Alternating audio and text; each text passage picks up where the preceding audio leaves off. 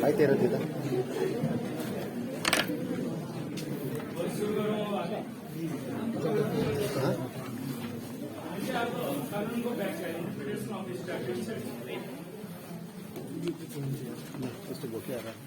अब यो interpretation of the स्ट्याट्युट निश्चल भागले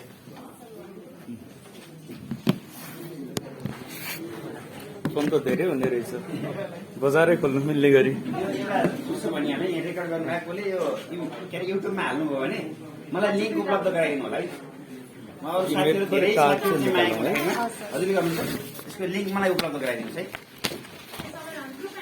हुन्छ तपाईँले जोड्ने काम गर्नुहोस् है अब यो चाहिँ इन्टरप्रिटेसन अफ स्ट्याट्युट्समा तपाईँहरूलाई एक्जाममा लेख्ने बेलामा केस चाहिँ लेखिरहनु पर्छ है अरू सब्जेक्टमा तपाईँहरूले केस नलेखे पनि यो सब्जेक्टमा चाहिँ केस लेख्नुपर्छ अब मैले आज क्लासमा पढाउँदै गर्दाखेरि पनि सकेसम्म म तपाईँहरूलाई केसको थ्रुबाट भन्छु अब सबै आजै सक्दै गर्दाखेरि केसमा हामी त्यसरी जान सकेनौँ भने पनि मैले यसको चाहिँ एउटा बनाइदिएको छु कुन कुन रुलमा कुन कुन केस छन् विवरण सहितको त्यो म हाम्रो नारदमुनि सरलाई चाहिँ फरवर्ड गरिदिन्छु मेलमा तपाईँहरू सब त्यहाँ जुन इमेल आइडी दिनुहुन्छ नि रेजिस्टरमा त्यसमा तपाईँहरूले त्यो मेल पाउनुहुन्छ अथवा भएन भने भोलिदेखि चाहिँ तपाईँहरूले उहाँसँग कोर्डिनेट गरेर बाहिरबाट फोटोकपी लिनु है त्यो भएर आज चाहिँ हामी क्लासमा बेसिक अन्डरस्ट्यान्डिङमा जान्छौँ मिलेसम्म केस पनि हेर्छौँ भएन भने पनि यो चाहिँ कन्सेप्ट बुझ्यो भने केस चाहिँ त्यहाँ उल्लेख गरेर राखिदिएको छ सबै तपाईँहरूलाई मैले लगभग 20वटा चाहिँ केस त्यहाँ राखिदिएको छु अब त्यो चाहिँ तपाईँहरूले एक्जाममा लेख्नको लागि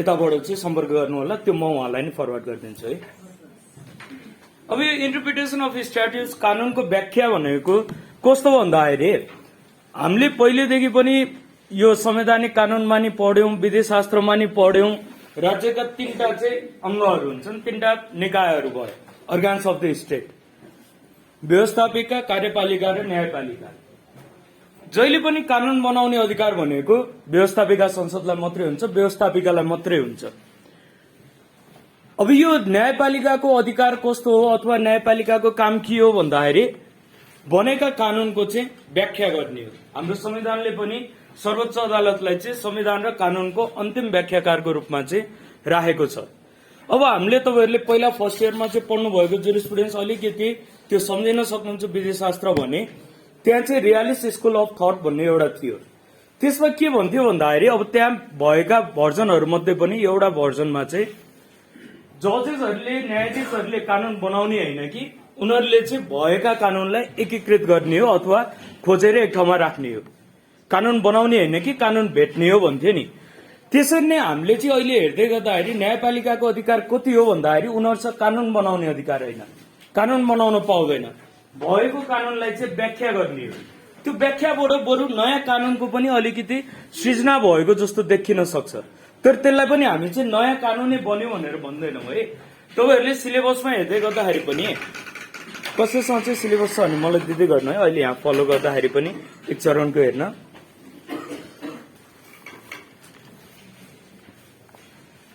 अब यो अहिले हामीले सिलेबसमा हेर्ने हो भने त्यहाँ तपाईहरुलाई चाहिँ दुईटा पार्टमा अथवा दुईटा कन्टेन्ट चाहिँ राखेको छ एउटा चाहिँ सिलेबस भित्र इन्टरप्रिटेसन भन्ने छ अर्को भनेको चाहिँ कन्स्ट्रक्सन भन्ने छ कतिको याद गर्नु भएको छ यो दुईटा अब हामीले चाहिँ साल्मनको अनुसार हेर्ने हो भने साल्मनले के भन्छ भन्दाखेरि इन्टरप्रिटेसन र कन्स्ट्रक्सनमा चाहिँ कुनै पनि फरक छैन यो एउटै हो भन्छ तपाईहरुलाई इन केस भोलिको दिनमा एक्जाममा अहिले त पढ्यो सबै इन्टरप्रिटेसन पढेको छ अब चाहिँ कन्स्ट्रक्सन सोधिहाल्यो भने अब कन्स्ट्रक्सनको बारेमा त्यसरी लेख्न नसके पनि तपाईहरुले लाउन मिल्ने एउटा ट्रिक के हुन्छ भन्दाखेरि साल्मनको अनुसार चाहिँ यी दुईटामा कुनै पनि भिन्नता छैन भनेर तपाईहरुले चाहिँ इन्टरप्रिटेसनकै पार्टबाट जाँदै गर्दा नि हुन्छ है त्यसमा डिफरेन्स चाहिँ खासै धेरै छैन तर अलिअलि डिफरेन्स चाहिँ छ है इन्टरप्रिटेसन र कन्स्ट्रक्सन भन्नुमा थोरै डिफरेन्स छ इन्टरप्रिटेसनले के हेर्छ भन्दाखेरि इन्टरप्रिटेसनले चाहिँ विधायकी मनसायलाई चाहिँ सर्च गर्छ इन्टेन्सन अफ द यो चाहिँ लेजिस्लेचर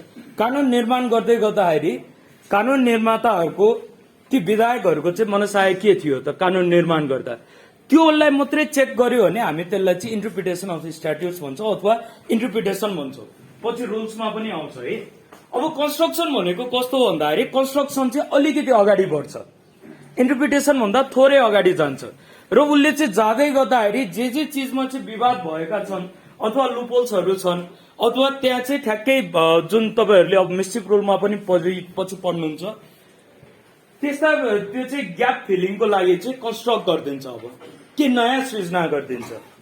अब त्यसलाई हामी चाहिँ कम्प्लिटली नयाँ भन्दा पनि के को रूपमा बुझ्छौँ त कन्स्ट्रक्सनको रूपमा बुझ्छौँ थोरै मात्रै केही चाहिँ सच्याएको अथवा थपघट गरेको रूपमा बुझ्छौँ है। त्यो भएर इन्टरप्रिटेसन र कन्स्ट्रक्सनमा चाहिँ फरक भनेको यो इन्टरप्रिटेसनले जहिले पनि विधायकी मनसाय मात्रै चेक गर्यो त्योभन्दा बाहेकमा यो चाहिँ जाँदैन त्योभन्दा बढीमा जाँदैन तर कन्स्ट्रक्सनले के गर्ने भयो भन्दाखेरि जे समाजमा लुपहोल्स रहेको छ नि कानुनको चाहिँ त्यो इन्फोर्स गर्दाखेरि त्यो चिजलाई पनि उसले चाहिँ एड्रेस गर्नु खोज्छ। बुझ्नुहुन्छ यतिसम्मको चिज। अब यसमा हामीले चाहिँ यो इन्टरप्रिटेसन कस्तो कानुनहरूमा लाग्छ कन्स्ट्रक्सन कस्तो अवस्थामा लाग्छ भनेर पनि बुझ्नुपर्छ है। सबै कानुनमा चाहिँ कन्स्ट्रक्सन पनि हुँदैन।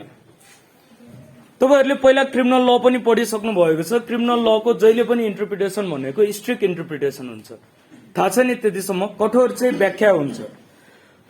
कोही मान्छेलाई अब अभियुक्त कोही छ उसलाई चाहिँ कुनै अपराध गरेको भनेर मुद्दा चल्यो एकछिनलाई मान्नु अब त्यो उसले गरेको अपराध हो कि होइन भनेर प्रुभ गर्नको लागि चाहिँ बियोन्ड द रिजनेबल डाउट भन्छ है। शंका गर्ने आधारबाट चाहिँ माथि रहेर उसले चाहिँ अपराध गरेको भनेर पुष्टि हुनुपर्छ अपराध हुनको लागि। त्यत्तिकै क्रिमिनल ल लिएर आएर चाहिँ हामीले ल यसले गरेको होला भनेर चाहिँ इन्फोर्स गराउन सक्दैनौँ। त्यो भएर क्रिमिनल लको जहिले पनि कठोर भयो। क्रिमिनल लमा के हुने भयो स्ट्रिक्ट इन्टरप्रिटेसन हुने भयो। अब हामी चाहिँ मानव अधिकार सम्बन्धी चिजहरूमा गएर हेर्ने हो भने अथवा संवैधानिक हकहरू हेर्ने हो भने मौलिक हकहरू हेर्ने हो भने यस्तो अवस्थामा के हुन्छ भन्दाखेरि कन्स्ट्रक्सन हुन्छ। यसमा चाहिँ कन्स्ट्रक्सन अथवा यिनीहरूमा चाहिँ लिबरल तरिकाको व्याख्या हुन्छ। केही चिज हो वा होइन अथवा यसमा चाहिँ जोडिन सक्छ कि भन्ने लाग्यो भने पनि त्यसमा चाहिँ जोडिदिन सक्छ है। म तपाईँहरूलाई चाहिँ अब एउटा उदाहरणबाट बुझाइदिन्छु। गोदावरी मार्बल केस तपाईँहरूलाई कतिको थाहा छ पहिला पढ्नु भएको छ। गोदावरी मार्बल केस भनेको यो चाहिँ नेपालमा इन्भाइरोमेन्ट लको वान अफ द यो टप लिडिङ केस है ल्यान्डमार्क केस भनिन्छ। अब यो गोदावरी मार्बल केस पढ्दै गर्दाखेरि त्यति बेला अदालतमा चाहिँ मुद्दा लिएर गएको भनेको यो राज्यको निर्देशनात्मक सिद्धान्तको आधारमा थियो। 47 सालको संविधान अथवा त्यो अवस्थामा हामी हेर्ने हो भने जुन चाहिँ राइट टु इन्भाइरोमेन्ट थियो नि स्वच्छ वातावरणको हक त्यो भनेको चाहिँ राज्यको निर्देशनात्मक सिद्धान्तभित्र रहेको हक थियो। हाम्रो त संविधान अनुसार हेर्ने हो भने अहिलेको संविधानले पनि हिजोको संविधानले पनि यो चाहिँ के भन्छ राज्यको निर्देशनात्मक सिद्धान्तहरूलाई चाहिँ अदालतमा गएर च्यालेन्ज गर्ने अथवा क्वेसन उठाउने अधिकार दिन्छ त इन्फोर्स गराउनलाई दिँदैन नि। हाम्रो संविधान अनुसार त त्यो चिज छैन। तर अदालतले के व्याख्या गर्यो भन्दाखेरि यो स्वच्छ वातावरणको हक भनेको राइट टु लाइफको एउटा पार्ट हो। मान्छेको चाहिँ बाँच्न पाउने अधिकारको चाहिँ एउटा पार्ट हो कन्स्ट्रक्ट गरिदियो। त्यो भएर अघि मैले तपाईँहरूलाई भने नि ह्युमन राइटको सन्दर्भमा मानव अधिकारहरूको सन्दर्भमा मौलिक हकको सन्दर्भमा हाम्रो चाहिँ जुडिसियरीको प्र्याक्टिस कस्तो हुन्छ भन्दाखेरि केही चिज हो वा होइन अथवा जोड्न मिल्ने हो त्यस्तो अवस्था देखियो भने चाहिँ त्यसलाई एकदमै लिबरल तरिकाले व्याख्या गरेर कनेक्ट गरिदिन्छ। तर क्रिमिनल लमा के हुने भयो त एकदमै स्ट्रिक्ट रूपमा है त्यो कानुन लागू हुनलाई चाहिँ गरेकै हुनुपर्छ अथवा यथेष्ट रूपमा चाहिँ देखिनुपर्छ। अब तपाईँहरूलाई अर्को एउटा केसबाट पनि म भनौँ म्याच फिक्सिङको केस तपाईँहरूले न्युजमा त सुन्नुभएको थियो होला नेपाली फुटबल खेलाडीहरूको। अब त्यो म्याच फिक्सिङको केसमा पनि भएको व्याख्या यही छ है। अब त्यहाँ चाहिँ हाम्रो 4 जना कि कतिजना खेलाडीहरू त्यसपछि प्रशिक्षकहरूलाई चाहिँ राज्य विरुद्धको कसुर लागेको थियो। राज्य विरुद्धको कसुर लाग्दै गर्दाखेरि म्याच फिक्सिङ भनेर हाम्रो तत्कालीन अवस्थामा कानुनले त्यसलाई रेकग्नाइज गरेको थिएन कानुनमा लेखिएको थिएन। हाम्रो क्रिमिनल लको अर्को प्रिन्सिपल गएर हेर्ने हो भने नो क्राइम विदाउट ल भन्छ। कानुन नबनाइकन त केही चिज अपराध हुँदैन नि। अब यो इन्टरनेसनली हामी प्र्याक्टिस हेर्ने हो भने गलत हो अपराध पनि हो। अब यो स्पोर्ट्स को त्यो चाहिँ नेचर भन्दा अथवा त्यसको चाहिँ मूल सिद्धान्त भन्दा त बाहिरको चिज हो नि त। अब मुद्दा चल्यो राज्य विरुद्धको कसुर। राज्य विरुद्धको कसुर चल्दै गर्दाखेरि अदालतले चाहिँ यसलाई अपराध चाहिँ भन्न मिल्दैन भनेर उन्मुक्ति दिएको छ है। ती 4 जना खेलाडीहरू अथवा कतिजना थिए नम्बर चाहिँ मैले ठ्याक्कै त्यो कन्फर्म गर्न सकिनँ र प्रशिक्षक उनीहरूलाई चाहिँ तत्कालीन अवस्थामा म्याच फिक्सिङ सम्बन्धी चाहिँ कानुन नभएको भएर उन्मुक्ति दिएको छ।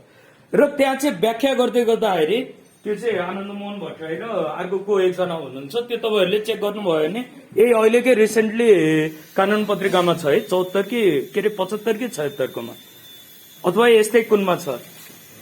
यसमा चाहिँ अब त्यहाँ अदालतले चाहिँ के नजिर प्रतिपादन गरेको छ भन्दाखेरि फौजदारी कानूनको व्याख्या भनेको जहिले पनि कठोर हुन्छ र मानव अधिकारको व्याख्या गर्दै गर्दाखेरि कुनै चिज लागू हुन्छ वा हुँदैन भन्ने भयो भने त्यस्तो अवस्थामा अथवा जोडिन्छ कि जोडिन्न भन्ने अवस्था भयो भने त्यस्तोमा चाहिँ मानव अधिकारलाई चाहिँ लिबरल तरिकाले व्याख्या गरेर त्यसमा चाहिँ कनेक्ट गरिन्छ भनेर यो चाहिँ इन्टरप्रिटेसनको चाहिँ आधार तय गरिदिएको छ है। यो चाहिँ रिसेन्ट केसको मैले तपाईँहरूलाई भनेको, मैले त्यो केसको पनि नाम र निर्णय नम्बर त लिएर आएको छु। निर्णय नम्बर तपाईँहरूले टिप्नुभयो भने 10,523, यो सिधै सर्च गर्नुभयो भने भेटिहाल्नुहुन्छ है। निर्णय नम्बर 10,523 अहिलेको केसको यो फुटबल खेलाडीहरूको राज्य विरुद्धको कसरको। अब यसमा तपाईँहरूले बुझ्नुभयो नि, इन्टरप्रिटेसन गर्दै गर्दाखेरि फरक फरक कानूनलाई चाहिँ हामीले फरक फरक तरिकाले चाहिँ हेर्दो रहेछौँ। कन्स्ट्रक्सन भनेको एक तरिकाको भयो, जसले चाहिँ भएका लुपहोल्सहरूलाई चाहिँ कभर गर्न खोज्छ। त्यो भएर हामीले जहिले पनि कन्स्टिट्युसनमा हेर्ने हो भने कन्स्ट्रक्सन अफ कन्स्टिट्युसन भन्छौँ, इन्टरप्रिटेसन अफ कन्स्टिट्युसन भन्दा पनि कन्स्ट्रक्सन अफ कन्स्टिट्युसन भन्छौँ है। किनकि त्यहाँ कन्स्टिट्युसन भनेको त लिभिङ डकुमेन्ट हो। यो त आज निर्माण गरेपछि पनि यो चाहिँ शताब्दीसम्म चलोस् अथवा दशकौं चलोस् भन्ने हाम्रो चाहिँ सोच भएर संविधान बनाइन्छ नि। हामी अहिलेको संविधान हेर्ने हो भने हाम्रो त रिसेन्ट भयो, युएसको कन्स्टिट्युसन हामी गएर हेर्ने हो भने 1789 होला होइन मेबी, अथवा यस्तै कतिमा चाहिँ बनेको संविधान हो। लगभग 200 वर्ष अथवा त्योभन्दा बढी 250 वर्ष जति नै पुगेको छ। अब त्यो 250 वर्ष पुरानो संविधान त्यति बेलाका चाहिँ के भन्छ संविधान ड्राफ्ट गर्ने मान्छेले परिकल्पना गरेको सोसाइटी र आजको सोसाइटी एउटै छ त, अधिकार एउटै होला त, त्यति बेलाका मान्छेको र आजको छैन नि।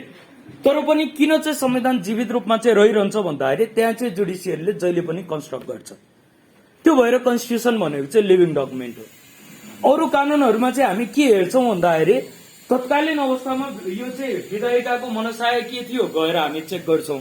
कन्स्टिट्युसनको सन्दर्भमा हामी के हेर्छौँ त लिभिङ डकुमेन्ट भएको हुँदाखेरि समाजमा चाहिँ आइरहेका चेन्जेसहरू, त्यो अनुसार चाहिँ सृजना भएका समस्याहरू सकेसम्म हामी त्यहीँबाट चाहिँ एड्रेस गर्न खोज्छौँ, त्यसलाई नै अघि बढाएर गर्न खोज्छौँ। त्यो भएर बुझ्नुहुन्छ तपाईँहरूले अब इन्टरप्रिटेसन र कन्स्ट्रक्सनको डिफरेन्स बुझिन्छ है। अब हामी इन्टरप्रिटेसनमा मात्रै फर्क्यौँ। अब यो कानुनको व्याख्या अथवा इन्टरप्रिटेसन अफ स्ट्याट्युट्स भन्ने बित्तिकै मुख्य चिज तपाईँहरूले बुझ्ने भनेको अब यो विधायिकाको मनसाय के थियो भनेर चेक गर्ने। हामीले कुनै कानुन हेर्यौं भने दुईजनालाई मात्रै त्यही कानुन दियो भने पनि त्यही आउनु होला, यो चाहिँ लगाइदिनु है ढोका चाहिँ।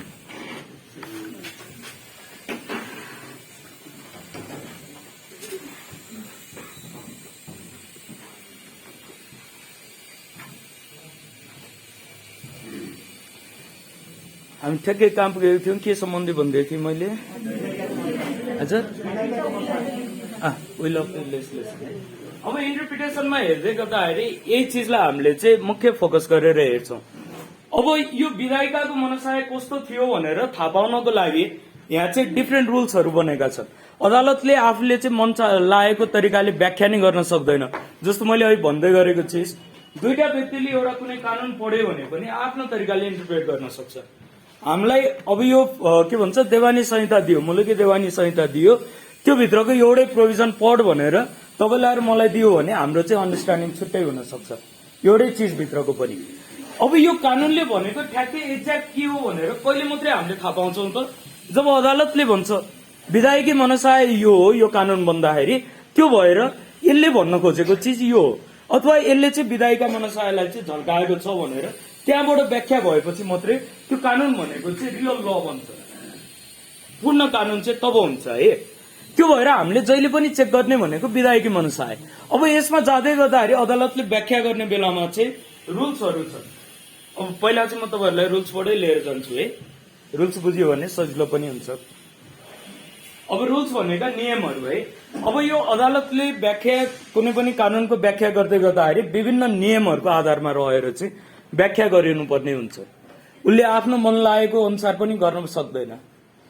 अब हामीले हेर्ने हो भने कुनै न्यायाधीशलाई कुनै चिज मन पर्ला कुनैलाई मन नपर्ला, त्यो हुँदै गर्दाखेरि एउटा न्यायाधीशले एक तरिकाको गर्दैला, अर्कोले चाहिँ अर्को गर्दैला। त्यो भन्दा पनि केमा चाहिँ रहनु पर्यो भन्दाखेरि रुल्समा रहनु पर्यो।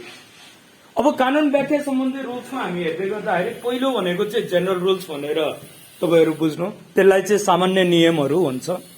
अब यो सामान्य नियमहरूभित्र चाहिँ फर्स्ट चिज भनेको लिटरल इन्टरप्रिटेसन, यसलाई हामी शाब्दिक व्याख्या भन्छौँ है। अब यो इन्टरप्रिटेसनको इम्पोर्टेन्स के हो कसो हो भनेर चाहिँ तपाईहरूले सजिलै लेखिहाल्न सक्नुहुन्छ होइन। कानून के हो थाहा पाउनको लागि, विधायिका मनसाय थाहा पाउनको लागि होइन, कानूनलाई चाहिँ सहज बनाउनको लागि, जीवन्त बनाउनको लागि लगायतका पोइन्टहरू यो पढ्दै जाँदाखेरि आइहाल्छ है। त्यो भएर म तपाईँहरूलाई चाहिँ यो के भन्छ कानून व्याख्याको चाहिँ इम्पोर्टेन्स किन हुन्छ त्यसमा चाहिँ जोडिन, सिधै भित्रका रुल्सहरू त्यसपछि प्रिन्सिपल्सहरूमा हामी जाउँला है। अब यो कानून व्याख्या गर्दै गर्दाखेरि सामान्य नियमभित्र चाहिँ पहिलो चिज भनेको लिटरल इन्टरप्रिटेसन, त्यसलाई इङ्ग्लिसमा लेख्दा नेपालीमा चाहिँ शाब्दिक व्याख्या भन्छ। शाब्दिक व्याख्या भनेको चाहिँ कानून व्याख्याको सबैभन्दा पुरानो नियम हो। यो चाहिँ सबैभन्दा पुरानो नियम है, सबैभन्दा पुरानो नियम हो र आजसम्म पनि सबैभन्दा बढी चाहिँ एक्सर्साइज हुने नियम हो, सबैभन्दा बढी चाहिँ प्र्याक्टिसमा भएको नियम हो। यो लिटरल इन्टरप्रिटेसन अथवा शाब्दिक व्याख्याले के भन्छ भन्दाखेरि कानूनमा चाहिँ जे चिज लेखिएको छ नि तिनीहरूलाई चाहिँ शाब्दिक रूपमा ग्रामेटिकल रूपमा चाहिँ व्याख्या गर भन्छ।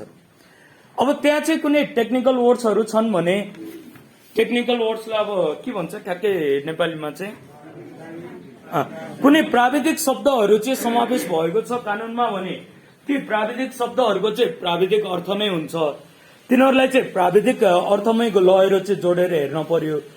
नत्र सामान्य रूपमा केही चिज लेखिएको छ भने त्यसलाई चाहिँ हामीले कसरी हेर्नु पर्यो, शाब्दिक रूपमा सामान्य तरिकाले। बुझ्नुहुन्छ नि यतिसम्म।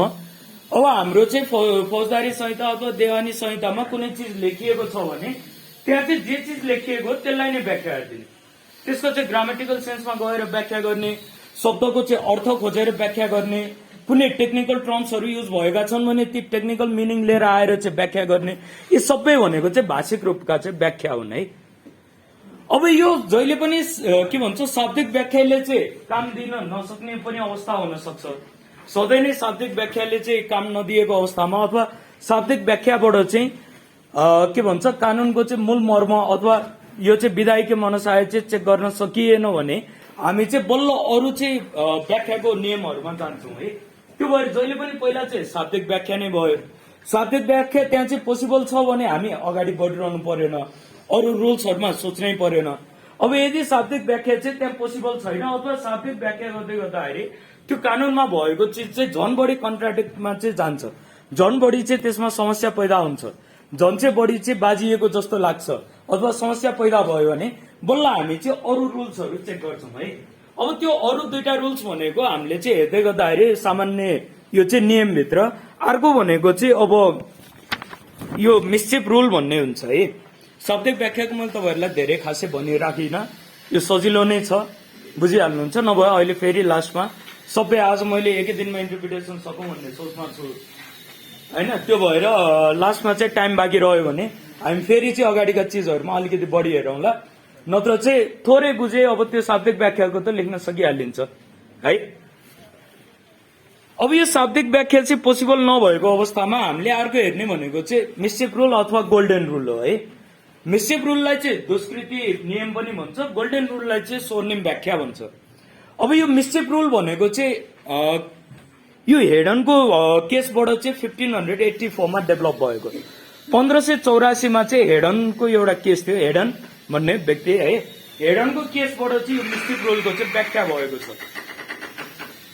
त्यो बेलाबाट चाहिँ यो व्याख्याको चाहिँ सुरुवात भएको भएर कहिलेकाहीँ हामीले यो दुष्कृति नियमलाई अथवा मिस्चिफ रुललाई चाहिँ हेडन रुल भनेर पनि भन्छौँ है।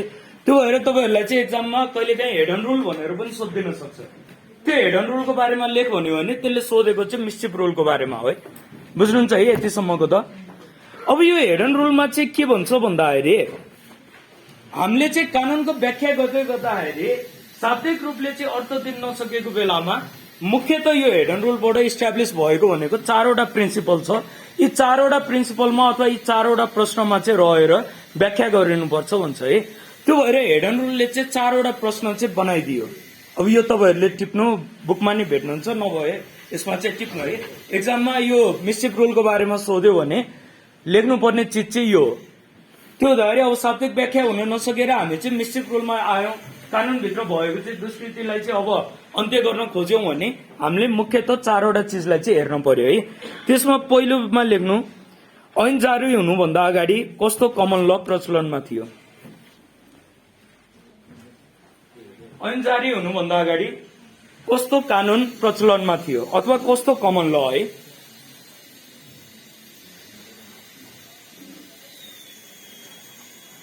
दोस्रोमा लेख्नु कमन लले व्याख्या नगरेको कुन दुष्कृति वा दोष हो।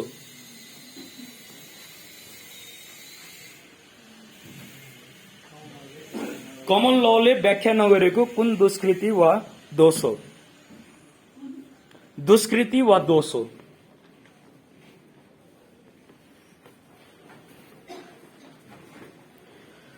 तेस्रोमा लेख्नु कमनवेल्थको खराबीलाई हटाउन संसदले कुन उपचारको व्यवस्था निर्धारित गरेको छ। कमनवेल्थको खराबीलाई हटाउन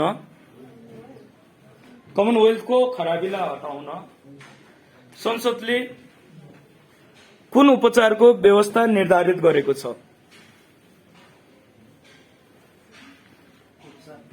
उपचारको व्यवस्था गरेको छ।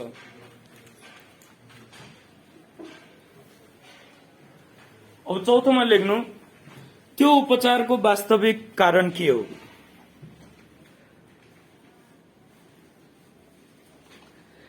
यी 4 वटा चाहिँ क्वेशनको अथवा प्रश्नको आधारमा रहेर चाहिँ अब व्याख्या गरिनुपर्छ। हामीले चाहिँ यदि मिस्टेक रुल लगाउने हो भने यो हेडनको केसले चाहिँ इस्टाब्लिस गरेको चिज है। अब अहिले हामीले चाहिँ जुन पछिल्लो समय आयो नि, यो त 1584 मा डेभलप भएको केस हो। मिस्टेक रुल भनेको त्यति बेला डेभलप भयो। अब अहिले चाहिँ हाम्रो अवस्थामा आएर हेर्दै गर्दाखेरि यसलाई चाहिँ हामी पर्पोजिभ इन्टरप्रिटेसन पनि भन्छौं है। अहिले चाहिँ यो रुललाई पर्पोजिभ इन्टरप्रिटेसन पनि भन्छ। यो पर्पोजिभ इन्टरप्रिटेसनको चाहिँ मकसद के हुन्छ अथवा उद्देश्य के हुन्छ भन्दाखेरि कानून के को लागि बनेको थियो, पर्पोज के हो, त्यो पर्पोजमा चाहिँ रहेर व्याख्या गर्नु पर्यो भन्ने हो। त्यो भएर अचेल चाहिँ हामी यो रुललाई चाहिँ मोडर्न फर्ममा चाहिँ पर्पोजिभ इन्टरप्रिटेसन पनि भन्छौं। त्यति लेख्नु है। म एउटा अब नेपालको अस्तिको ल्यान्डमार्क केस पनि भनिदिन्छु, त्योबाट तपाईहरु घरमा गएर पनि फेरि एकचोटि हेर्नु है। नेपालमा चाहिँ यो लकडाउन भएको बेलामा, अस्ति कोभिडको बेलामा लकडाउन भएपछि यो म्याद हदम्याद तारिखको सम्बन्धमा चाहिँ अब के भन्छ निरूपण गर्नुपर्ने विषय बनेर आयो नि। हाम्रो त सुरुमा ऐन बनेको बेलामा त कसैले परिकल्पना गरेको थियो भोलिको दिनमा चाहिँ संसारमा यस्तो चाहिँ अवस्था होला हैन, महामारी होला, त्यसपछि यत्रो महिनासम्म अथवा वर्षैसम्म चाहिँ अदालतहरू चाहिँ बन्द होला अथवा सम्पूर्ण चिज चाहिँ बन्द होला। त्यो त हामीले परिकल्पना गरेको अवस्था थिएन। त्यो भएर हामीले चाहिँ म्याद हदम्याद तारिखहरूको सन्दर्भमा पनि गरेको व्यवस्था भनेको कानूनमा चाहिँ सीमित थियो। अब हामी लकडाउनमा भइसकेपछि अब यो चिजलाई त यसले त एड्रेस गर्न सकेन नि। त्यो बेलामा चाहिँ एउटा रिट गएको थियो, यो चाहिँ अधिवक्ता टीकाराम भट्टराईको इनिसिएसनमा। त्यसमा चाहिँ अब व्याख्या भएको बेलामा चाहिँ लागू भएको भनेको यो पर्पोजिभ इन्टरप्रिटेसन हो है। त्यो भएर तपाईहरुले चाहिँ मिस्टेक रुलको बारेमा अथवा पर्पोजिभ इन्टरप्रिटेसनको बारेमा सोध्यो भने त्यो केसलाई पनि रिलेट गरेर चाहिँ भन्न सक्नुहुन्छ है। अब त्यो केसले के भनेको थियो भन्दाखेरि 0 अवधि मान्यो त्यो बीचको लकडाउनको समयलाई। त्यसपछि म्याद तारिख हदम्यादहरू चाहिँ सकिएर नजाने भनेर व्यवस्था गरिदियो नि। तत्कालीन अवस्थामा हामी हेर्ने हो भने त यसमा त नत्र त कानूनले परिकल्पना गरेको चिज भन्दा बाहिर गएपछि ठूलो के भन्छ धेरै मान्छेहरूको चाहिँ कानूनी हकै सिद्धिएर जाने अवस्था थियो है। त्यसमा चाहिँ पर्पोजिभ व्याख्या गरेको छ। अब यसको पनि म तपाईहरुलाई निर्णय नम्बर टिपाइदिन्छु। लास्टमा अलिकति लेख्नु पर्यो भने त्यो पनि लेखौँला। निर्णय नम्बर टिप्न त 10,429 परमादेश 10,429 यो चाहिँ परमादेश है,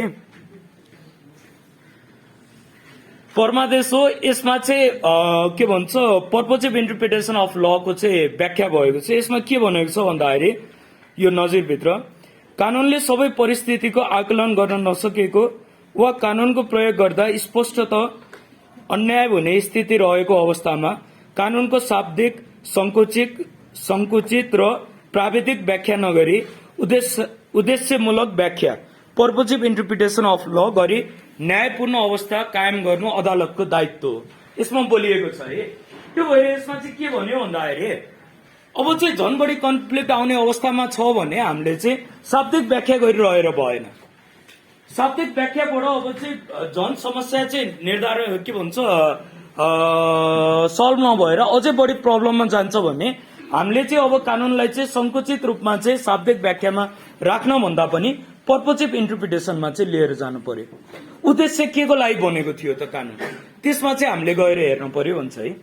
बुझ्नुहुन्छ है, तपाईँहरूले गएर यो नजिर है मैले जुन निर्णय नम्बर टिपाएँ तपाईँहरूलाई त्यो खोज्नु भयो भने भेटिहाल्नुहुन्छ। अब पहिला पहिला भएका किताबहरूमा अथवा तपाईँहरूले चाहिँ के नोटहरू अथवा के मेटेरियल फलो गर्नु भएको छ भने धेरै नै अगाडिका चाहिँ नजिरहरू भेट्नु होला। तर एक्जाममा लेख्दै गर्दाखेरि अहिले पछिल्लो समय विकास भएका एकदमै राम्रा खालका चाहिँ कुनै नजिरहरू भेट्नु भयो र त्यसलाई लेख्न सक्नुभयो भने त्यसले चाहिँ बढी मार्क्स पनि ल्याउँछ, तपाईँहरूलाई राम्रो पनि गर्छ है। एकदमै अगाडि अब यो 30 सालमा चाहिँ भएको नजिर लेख्नु भन्दाखेरि 75 सालको नजिर लेख्दाखेरि राम्रो होइन। त्यो भएर नजिरहरू चाहिँ तपाईँहरूले सक्नुहुन्छ भने आफै पनि अपडेट हुनु है। यहाँसम्मको भयो पर्पोजिभ अब के भन्छ मिस्टेक रुलको हामीले भन्यो है। अब हामी गोल्डन रुलको हेरौँ।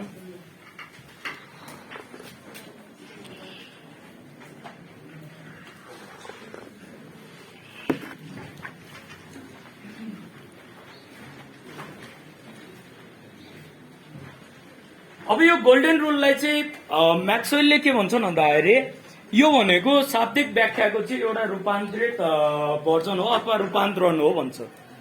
त्यो भएर गोल्डन रुल भनेको चाहिँ शाब्दिक व्याख्या सँगसँगै पनि अलिअलि जोडिएको जस्तो चाहिँ हामीले देख्न सक्छौँ है। अब यो तपाईँहरूलाई चाहिँ लेख्दै गर्दाखेरि म्याक्सवेलको त्यो एउटा चाहिँ माथि लेखिदिइहाल्नु, त्यति भएपछि अलिकति राम्रो पनि देखिन्छ एन्सर। अहिले हामीले पढेको भनेको त एक्जामकै लागि हो। गोल्डन रुल भनेको चाहिँ अब यो लिटरल इन्टरप्रिटेसनको शाब्दिक व्याख्याको चाहिँ रूपान्तरित भर्जन अथवा रूपान्तरण हो भनेर भन्छ है। अपडेटेड अथवा रूपान्तरित भर्जन, मोडिफाइड फर्म भन्नु न। लिटरल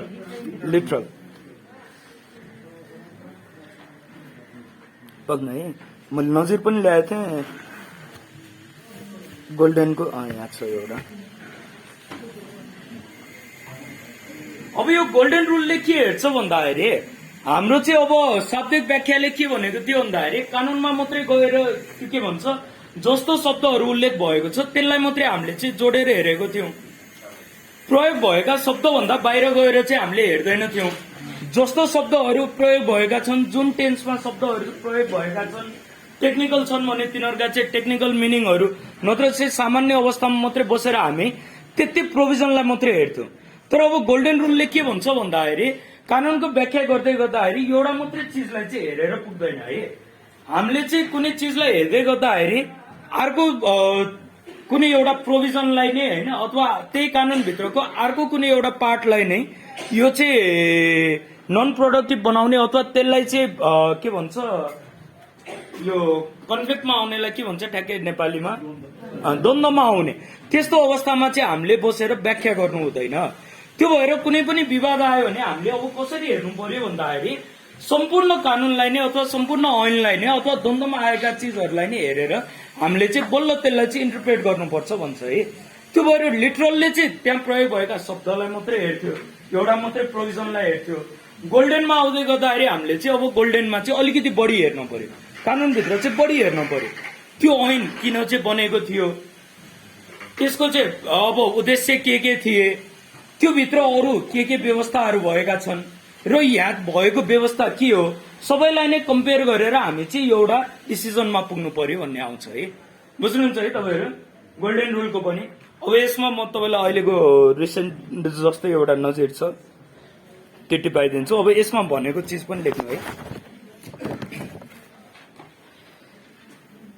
कानूनको शाब्दिक व्याख्या गर्दा नभए टिप्ने भन्दा त्यो त भेटिहाल्नुहुन्छ, म पढेर सुनाइदिन्छु तपाईँहरूलाई कसरी चाहिँ अदालतले यसको बारेमा बोलेको छ भनेर।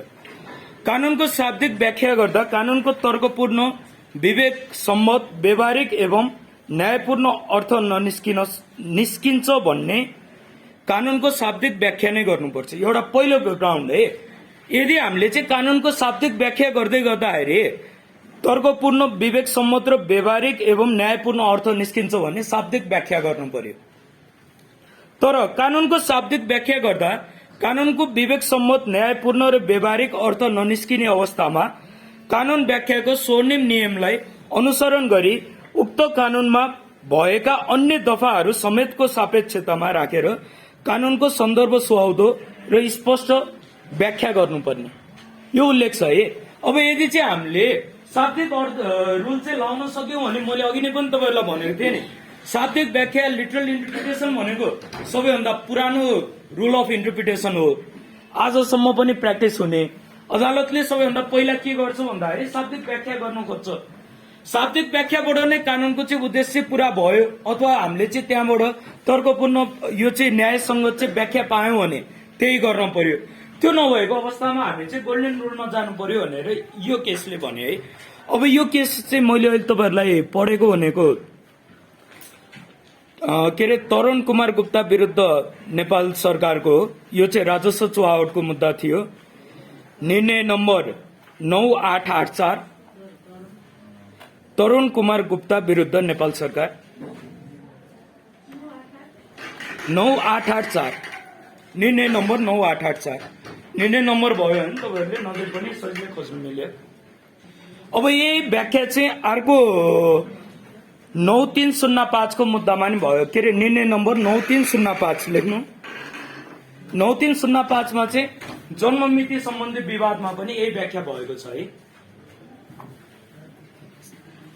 निजामती सेवा भित्र रहेको जन्ममिति विवादमा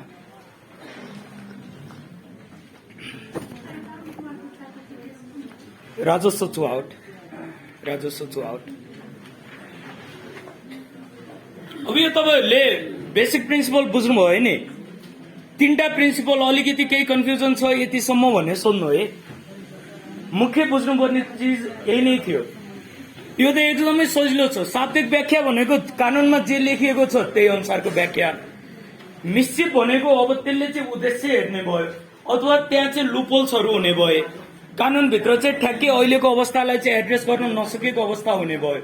त्यसमा चाहिँ पहिला यो चाहिँ अदालतले व्याख्या गर्नुभन्दा अगाडि अथवा दुष्कृति भन्दा अगाडि चाहिँ हाम्रो कानून कस्तो अवस्थामा थियो, के चिजले चाहिँ यो समाजमा चाहिँ दुष्कृति पैदा गर्यो लगायतका चिजहरूलाई चाहिँ हामीले हेरेर व्याख्या गर्न खोज्छौं। अब यो के भन्छ मिस्टेक रुललाई चाहिँ अहिले हामीले चाहिँ पछिल्लो समय यो चाहिँ पर्पोजिभ इन्टरप्रिटेसन पनि भन्छौं। पर्पोजिभ इन्टरप्रिटेसनमा नेपालको मैले अहिले तपाईहरुलाई भने कोरोनाको बेलाको जुन म्याद हटमा तारिख सम्बन्धीको यो चाहिँ रिट थियो नि परमादेश, त्यो चाहिँ एकदमै बेस्ट एक्जाम्पल हो है। त्यसमा व्याख्या पनि गरेको छ पर्पोजिभ इन्टरप्रिटेसनलाई। र गोल्डन रुलको त यी भइहाल्यो। गोल्डन रुलले चाहिँ एउटा मात्रै प्रोभिजनलाई हेर्न भन्दा पनि ऐनलाई नै समष्टिगत रूपमा चाहिँ हेर्ने भयो अथवा विभिन्न दफाहरूलाई चाहिँ लिएर आएर जोडेर हेर्ने भयो।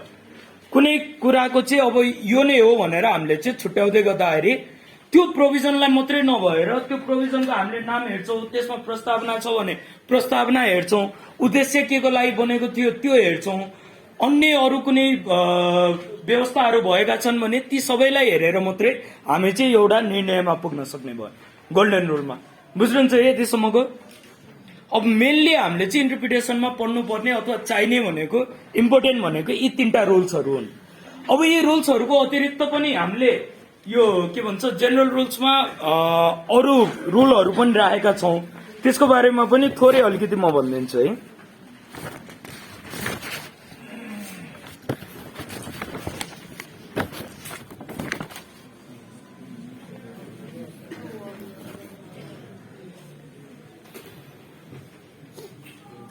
अर्को छ अब कन्स्ट्रक्सन आउट रेस म्याइस भ्यालेट क्वाम परिएट भन्ने छ। यो चाहिँ ल्याटिन टर्म है। तपाईहरुले सिलेबसबाट पनि हेरेर अथवा किताबबाट हेरेर लेख्न सक्नुहुन्छ।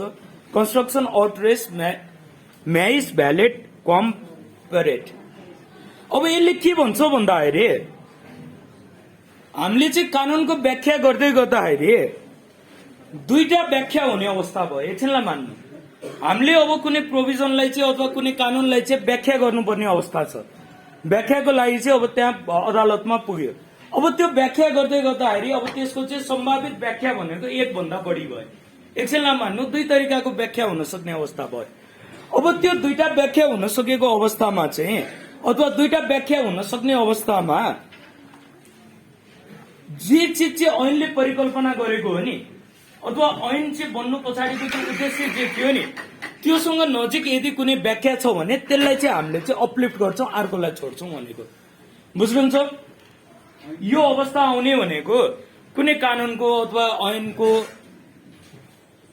एक भन्दा बढी चाहिँ व्याख्या हुने अवस्था आयो, दुई तरिकाले व्याख्या गर्न सकिने अवस्था आयो।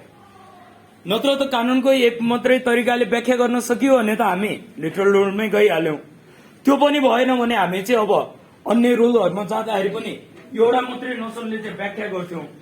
अब अझै पनि दुईटा चाहिँ व्याख्या आउने अवस्था रह्यो भने त्यो ऐन के को लागि बनेको थियो, त्यो कानून के को लागि बनेको थियो, हामीले चाहिँ पहिला त्यसको मकसद हेर्न पर्यो र त्यसको नजिक जुन चाहिँ व्याख्या पुग्छ नि त्यसलाई चाहिँ माथि राख्नु पर्यो, त्यही अनुसार व्याख्या गर्नु पर्यो भने बुझ्नुहुन्छ है। यति यसले के भन्छ भन्दाखेरि कन्स्ट्रक्सन गर्नु पर्यो कस्तो सेन्समा भन्दाखेरि कुनै पनि चिजलाई चाहिँ अथवा कुनै पनि प्रावधानलाई चाहिँ डिस्ट्रोय गर्ने भन्दा पनि त्यसलाई चाहिँ अपलिफ्ट गर्ने तरिकाले चाहिँ कन्स्ट्रक्ट गर भन्छ। व्याख्या गर्दै गर्दाखेरि अब मैले अहिले तपाईहरुलाई भने दुई तरिकाको चाहिँ व्याख्या गर्न सक्ने अवस्था आयो। एउटा व्याख्याले के हुन्छ भन्दाखेरि कानूनले चाहिँ परिकल्पना गरेको उद्देश्य अथवा त्यसको मकसदकै विपरीतमा गएर व्याख्या हुने अवस्था हुन्छ। अर्को के हुन्छ उसले चाहिँ परिकल्पना गरेको चिजसँग चाहिँ अलिकति मिल्दो जुल्दो नजिक छ भने हामीले चाहिँ कुनै पनि लजलाई अथवा प्रोभिजनलाई डिस्ट्रोय गर्ने भन्दा पनि ऐनलाई चाहिँ के भन्छ उसले सोचेको उद्देश्य पूरा गर्नको लागि फुलफिल गराउनको लागि त्यो अनुसार व्याख्या गर्नु पर्यो, त्यसलाई चाहिँ अपलिफ्ट गर्नु पर्यो भनेको। त्यो भएर कुनै पनि चिजको अथवा कुनै पनि प्रोभिजनको भाषा त्यहाँभित्र प्रयोग भएको शब्दको चाहिँ भ्यालु नभएको भन्ने हुँदैन। सबैको नै आफ्नै भ्यालु हुन्छ, सबैको आफ्नो मिनिङ हुन्छ। त्यो भएर कुनै पनि एउटा प्रोभिजन चाहिँ स्वत खारेज हुने तरिकाले चाहिँ व्याख्या गरिनु हुँदैन भन्ने हो, बुझ्नुहुन्छ है। त्यो भएर जुनले चाहिँ ऐनले परिकल्पना गरेको उद्देश्यको चाहिँ नजिक पुगेको छ त्यसलाई नै अपलिफ्ट गर्नु पर्यो, बुझिन्छ यतिसम्म।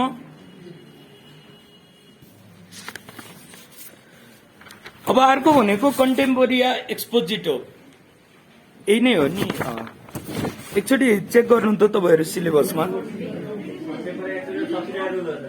ए अर्को भन्नु त कुन चाहिँ reading words in their context पक्नु है पक्नु।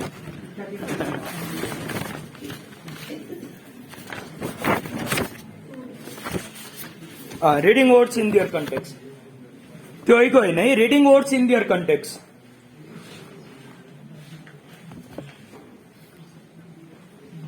अब यसले भन्ने के हो भन्दाखेरि कानून निर्माण हुँदै गर्दाखेरि हामीले त एउटा मकसद लिएको हुन्छौं नि। नागरिकता सम्बन्धी ऐन किन बनेको छ भन्नु त किन बन्यो होला नागरिकता सम्बन्धी ऐन?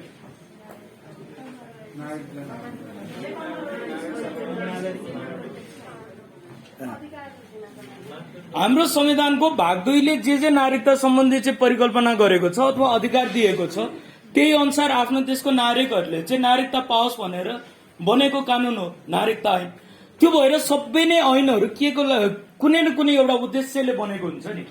संविधानले के पहिला चाहिँ परिकल्पना गरेको हुन्छ, ती चीजहरू पूरा गर्नको लागि हामीले चाहिँ ऐन बनाउँदै जान्छौं। त्यो भएर अब हामीले चाहिँ कानून बनाएपछि अब त्यहाँ कानून भित्र चाहिँ लेखिएका कुनै चीज छन् भने र तिनीहरू चाहिँ अब डिस्प्युटमा आए, तिनीहरू चाहिँ अब विवादमा रह्यो अथवा व्याख्या आवश्यकता भयो भने त्यो चाहिँ हामीले सन्दर्भलाई चाहिँ जोडेर हेर्नु पर्यो व्याख्या गर्दै गर्दाखेरि, बुझ्दै हुनुहुन्छ तपाईहरु। अब त्यो कानून बन्दै गर्दाखेरि हाम्रो चाहिँ अवस्था के थियो अथवा त्यो कानूनको चाहिँ उद्देश्य के हो त्योसँग चाहिँ कसरी रिलेट गर्न सकिन्छ त्यो सन्दर्भमा चाहिँ लिएर गएर हेर्न पर्यो। त्यो भएर reading words in their context भन्यो नि, शब्दहरूलाई अब उनीहरूको चाहिँ के भन्छ सन्दर्भमा गएर चाहिँ पढ, त्यही अनुसार चाहिँ व्याख्या गर भनेको। सन्दर्भ कानूनले चाहिँ बोकेको हुन्छ अथवा यो चाहिँ के भन्छ कानून निर्माण हुँदै गर्दाखेरि एउटा उद्देश्य हुन्छ। अब तीनै चीजहरूमा चाहिँ त्यो उद्देश्य प्राप्तिको लागि चाहिँ विभिन्न चीजहरू आएका हुन्छन् नि। अब जस्तो नागरिकता सम्बन्धी केमा हेर्दै गर्दाखेरि अब यो पहिला हामी बनाउने बेला अब तपाईहरु त जन्मभन्दा एजमा सिनियर हुनुहुन्छ, अचेलको प्र्याक्टिस चाहिँ के होला, पहिला चाहिँ यो ओडामा गएर चाहिँ एउटा लिएर आउनु पर्थ्यो नाता प्रमाणित यो त्यो चिजहरू होइन नागरिकता बनाउँदै गर्दाखेरि अब त्यहाँ त्यो कुनै विवाद आयो नाता प्रमाणित के अरे नाता प्रमाणित कसले गर्ने भन्ने सन्दर्भमा कुनै चाहिँ विवाद भयो हामीले चाहिँ ऐनले परिकल्पना गरेको चिजमा भने हामीले अब केमा गएर हेर्नु पर्यो सन्दर्भमा गएर हेर्नु पर्यो कोही मान्छेको अब हिजोको दिनमा एकछिनलाई तपाईँहरू मान्नु बाबु अथवा आमाको चाहिँ नाता प्रमाणित हुनुपर्ने भने अब उसको बाबु आमा सानैमा चाहिँ डेथ भएर गएको अवस्था छ र उनलाई चाहिँ अरूले पालेको छ भने त्यस्तोमा हामी चाहिँ गएर केलाई हेर्नु पर्यो सन्दर्भलाई हेर्नु पर्यो बुझ्दै हुनुहुन्छ नि तपाईँहरूले त्यो भएर हामीले चाहिँ कानूनको व्याख्या गर्दै गर्दाखेरि त्यहाँभित्र चाहिँ उल्लेख भएका चिजहरूको चाहिँ सन्दर्भ के हो त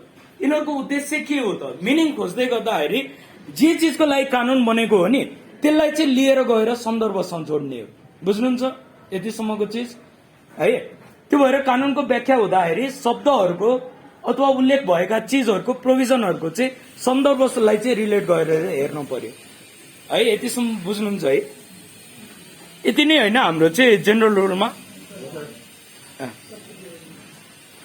अब अर्को भनेको सब्सिडियरी रुल के सोध्दै हुनुहुन्थ्यो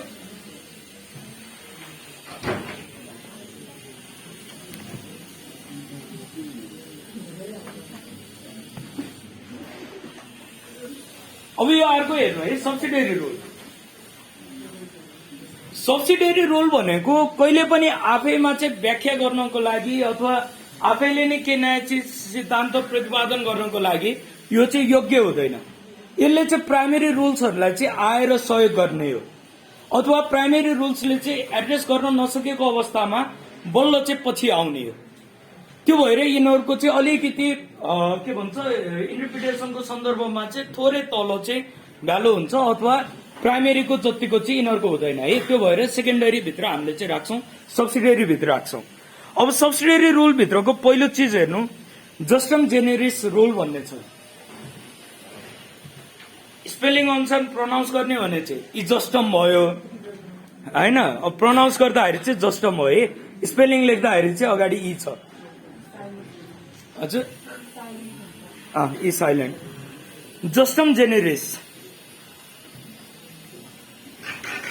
यो जस्टम जेनेरिस रुलले के भन्छ भन्दाखेरि यो चाहिँ सेम काइन्डलाई चाहिँ हेर्छ यसलाई नेपालीमा भन्दाखेरि प्रासङ्गिक अर्थ ग्रहणको नियम भन्दो रहेछ प्रासङ्गिक अर्थ ग्रहणको नियम यसले चाहिँ सिमिलर वर्ड्सहरूलाई चाहिँ हेर्छ समान प्रकृतिका चाहिँ शब्दहरू प्रयोग भएको छ भने त्यसमा चाहिँ अर्को पनि त्यस्तै समान चिजलाई पनि हामीले चाहिँ इन्क्लुड गर्न सक्छौँ भन्छ है अब म तपाईँहरूलाई उदाहरणको लागि भन्छु अब घरमा चाहिँ बिहान कसैले हामीलाई तपाईँ हामीलाई एकछिनलाई उदाहरण मान्नु अथवा हामीले चाहिँ कसैलाई भन्यो यो चाहिँ गएर दुध ब्रेड त्यसपछि अन्डा लिएर आऊ भनेर चाहिँ हामीलाई कसैले भन्यो भने हामी चाहिँ बजारमा गएर किन्दै गर्दाखेरि सँगै जाम पनि किनेर आयौँ भने त्यो पनि केमा मानियो भन्दाखेरि यो जस्टम जेनेरिस रुल अनुसार चाहिँ त्यति बेला दिएको कन्सेन्ट थियोमा मानिन्छ है बुझ्दै हुनुहुन्छ तपाईँहरूले जस्तो हामीलाई चाहिँ के भन्यो भन्दाखेरि घरमा गएर अब चाहिँ दुध लिएर आऊ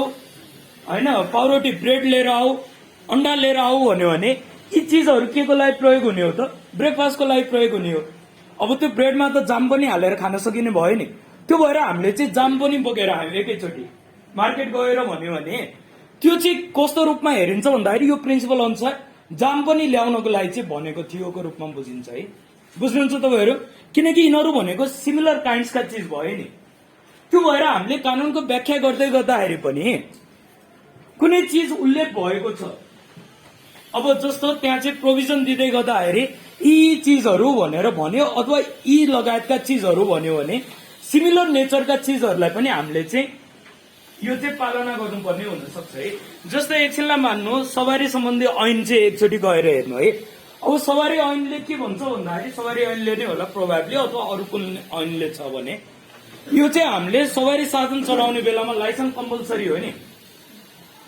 सवारी साधन भन्ने बित्तिकै अब कस्तोलाई चाहिँ बुझ्नु पर्यो भन्दाखेरि जुन चाहिँ अटोमेटिक रूपमा चाहिँ चल्छ त्यस्तोलाई चाहिँ हामी लाइसेन्स चाहिने भन्छौँ नि चलाउनको लागि अब कुनै एउटा साइकल छ इलेक्ट्रिक साइकल अथवा स्कुटर भन्ने बुझ्नु प्याडल पनि भएको अथवा त्यस्तै तरिकाको अब ती हामीले चाहिँ लिएर जाने बेलामा लाइसेन्स चाहिने कि नचाहिने त के लाग्ला तपाईँहरूलाई प्याडल पनि भएको, तर अब त्यो चाहिँ के भन्छ अटोमेटिक मिन्समा पनि हिँड्न सक्छ। चाहिएला नचाहिएला यो भनेको व्याख्याको सिद्धान्तमा आउने चिज हो है।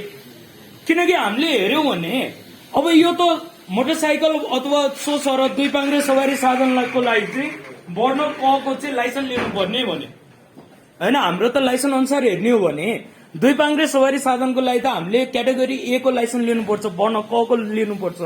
अब त्यो अहिले मैले तपाईँहरूलाई दिएको उदाहरणमा पनि के छ भन्दाखेरि दुईटा पाङ्ग्रा छ, अब अटोमेटिक रूपमै हिँड्छ, तर त्यसले चाहिँ फेरि इन्धन चाहिँ खपत गर्दैन, पेट्रोल इन्जिन छैन त्यसमा।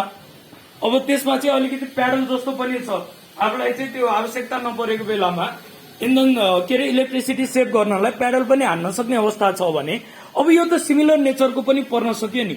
अब यसमा चाहिँ भोलिको दिनमा व्याख्या भनेको कस्तो हुन्छलाई चाहिँ हामीले एड्रेस गर्नुपर्छ है। यो चाहिँ हामीले सिमिलर रुल्सलाई तपाईँहरूले पहिला जुरिस्प्रुडेन्समा पनि पढेको हुनुपर्ने हो।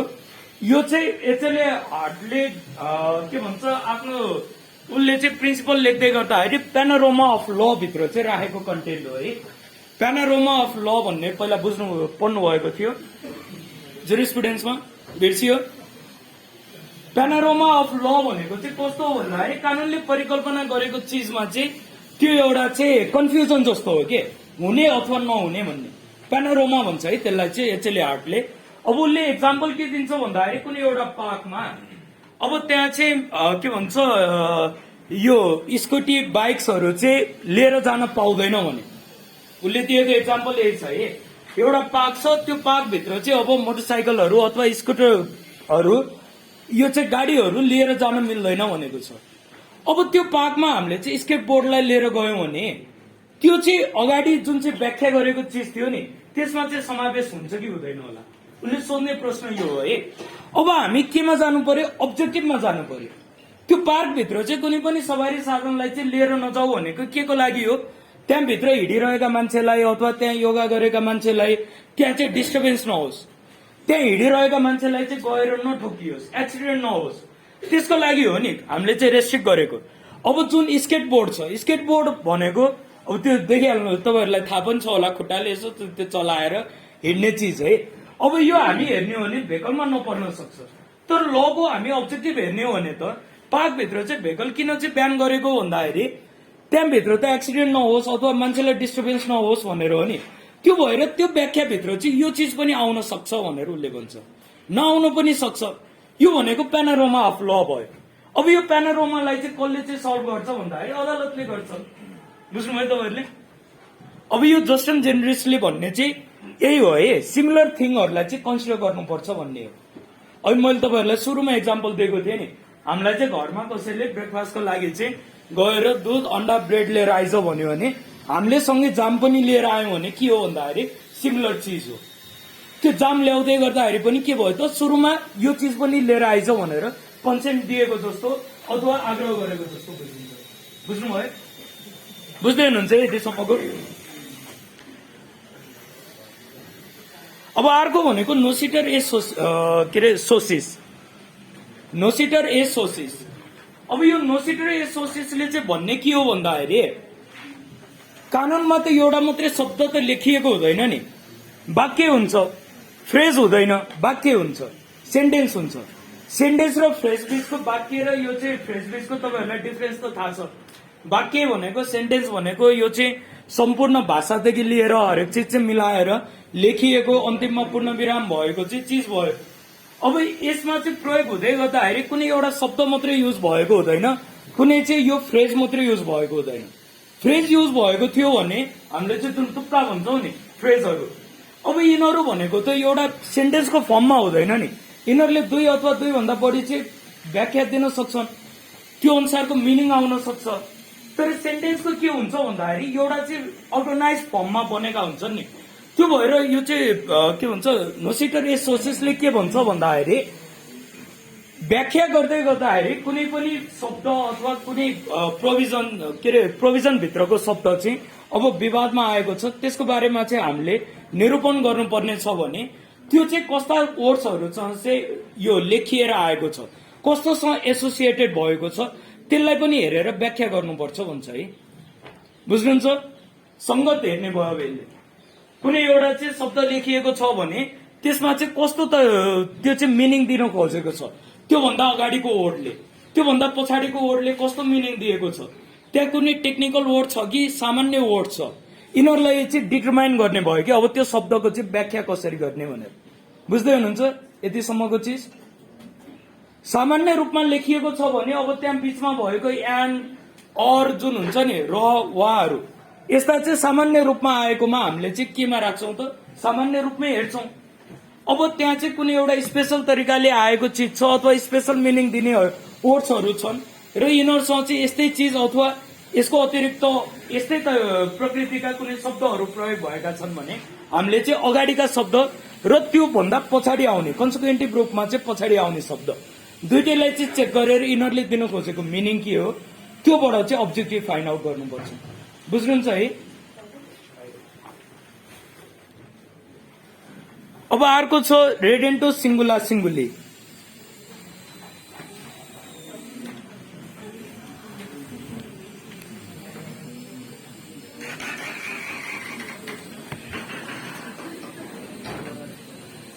रेडेन्टो सिंगुला सिंगुली यसले भन्ने के हो भन्दाखेरि सबै नै अब कानूनको उसमा चाहिँ उल्लेख भएका शब्दहरूदेखि लिएर त्यहाँभित्र भएका चाहिँ कथनहरू सबैको चाहिँ आफ्नो एउटा इम्पोर्टेन्स हुन्छ, आफ्नो छुट्टै चाहिँ भ्यालु हुन्छ। त्यो भएर सबैलाई चाहिँ हेरिनुपर्छ, सबैलाई समेटिनुपर्छ। त्यो भएर प्रत्येकलाई प्रत्येकसँग चाहिँ निर्देशित गरेर हेरिनुपर्छ भन्छ है। रेफरिङ इज टु इच, यो एक्जाममा चाहिँ तपाईँहरूले लेख्नुपर्ने ठ्याक्कै टर्म भनेको चाहिँ रेफरिङ इज टु इच हो। प्रत्येकलाई प्रत्येकसँग चाहिँ निर्देशित गरेर हेर्नुपर्छ। रेडेन्टो सिंगुला सिंगुलीले भन्ने चिज यो हो। अब हामीलाई चाहिँ कुनै कानूनले अधिकारको बारेमा बोलेको छ भने हामीले ती अधिकारहरूलाई चाहिँ अधिकारसँग मात्रै जोडेर हेर्न पर्यो अथवा एउटा अधिकार अर्को अधिकारसँग चाहिँ जोडेर हेर्नुपर्ने अवस्था हुन्छ। कर्तव्यसँग सिधै लिएर गएर अधिकारलाई जोडेर कन्ट्राडिक्ट ल्याउने भन्दा पनि दिएका अधिकारहरू कस्ता छन् तिनीहरूलाई मात्रै चाहिँ पहिला जोडेर हेर्नु पर्यो। बुझ्दै हुनुहुन्छ नि? त्यो भएर रेडेन्टो सिंगुला सिंगुलीले चाहिँ के भन्छ भन्दाखेरि प्रत्येकलाई चाहिँ यो आफ्नो मिनिङ हुन्छ, आफ्नो यिनीहरूको चाहिँ इम्पोर्टेन्स हुन्छ, तिनीहरूलाई एकचोटि हेर्न पर्यो। त्यसपछि यिनीहरूलाई चाहिँ रिफर गरेर पनि हेर्न पर्यो, रिफर पनि उस्तैसँग चाहिँ रिफर गरेर हेर्न पर्यो भन्छ है। कर्तव्यको सन्दर्भमा हेर्दै गर्दाखेरि हामीले चाहिँ त्यहाँभित्र उल्लेख भएका कर्तव्यहरूलाई चाहिँ रिफर गर्नु पर्यो। अधिकार सम्बन्धी हेर्दै गर्दाखेरि हामीले त्यहाँभित्र भएका अधिकारहरूलाई चाहिँ रिफर गरेर हेर्न पर्यो। त्यो हो है रेडेन्टो सिंगुला सिंगुली। यो पनि बुझिहाल्नुहुन्छ, यो खासै केही उनै छैन। हजुर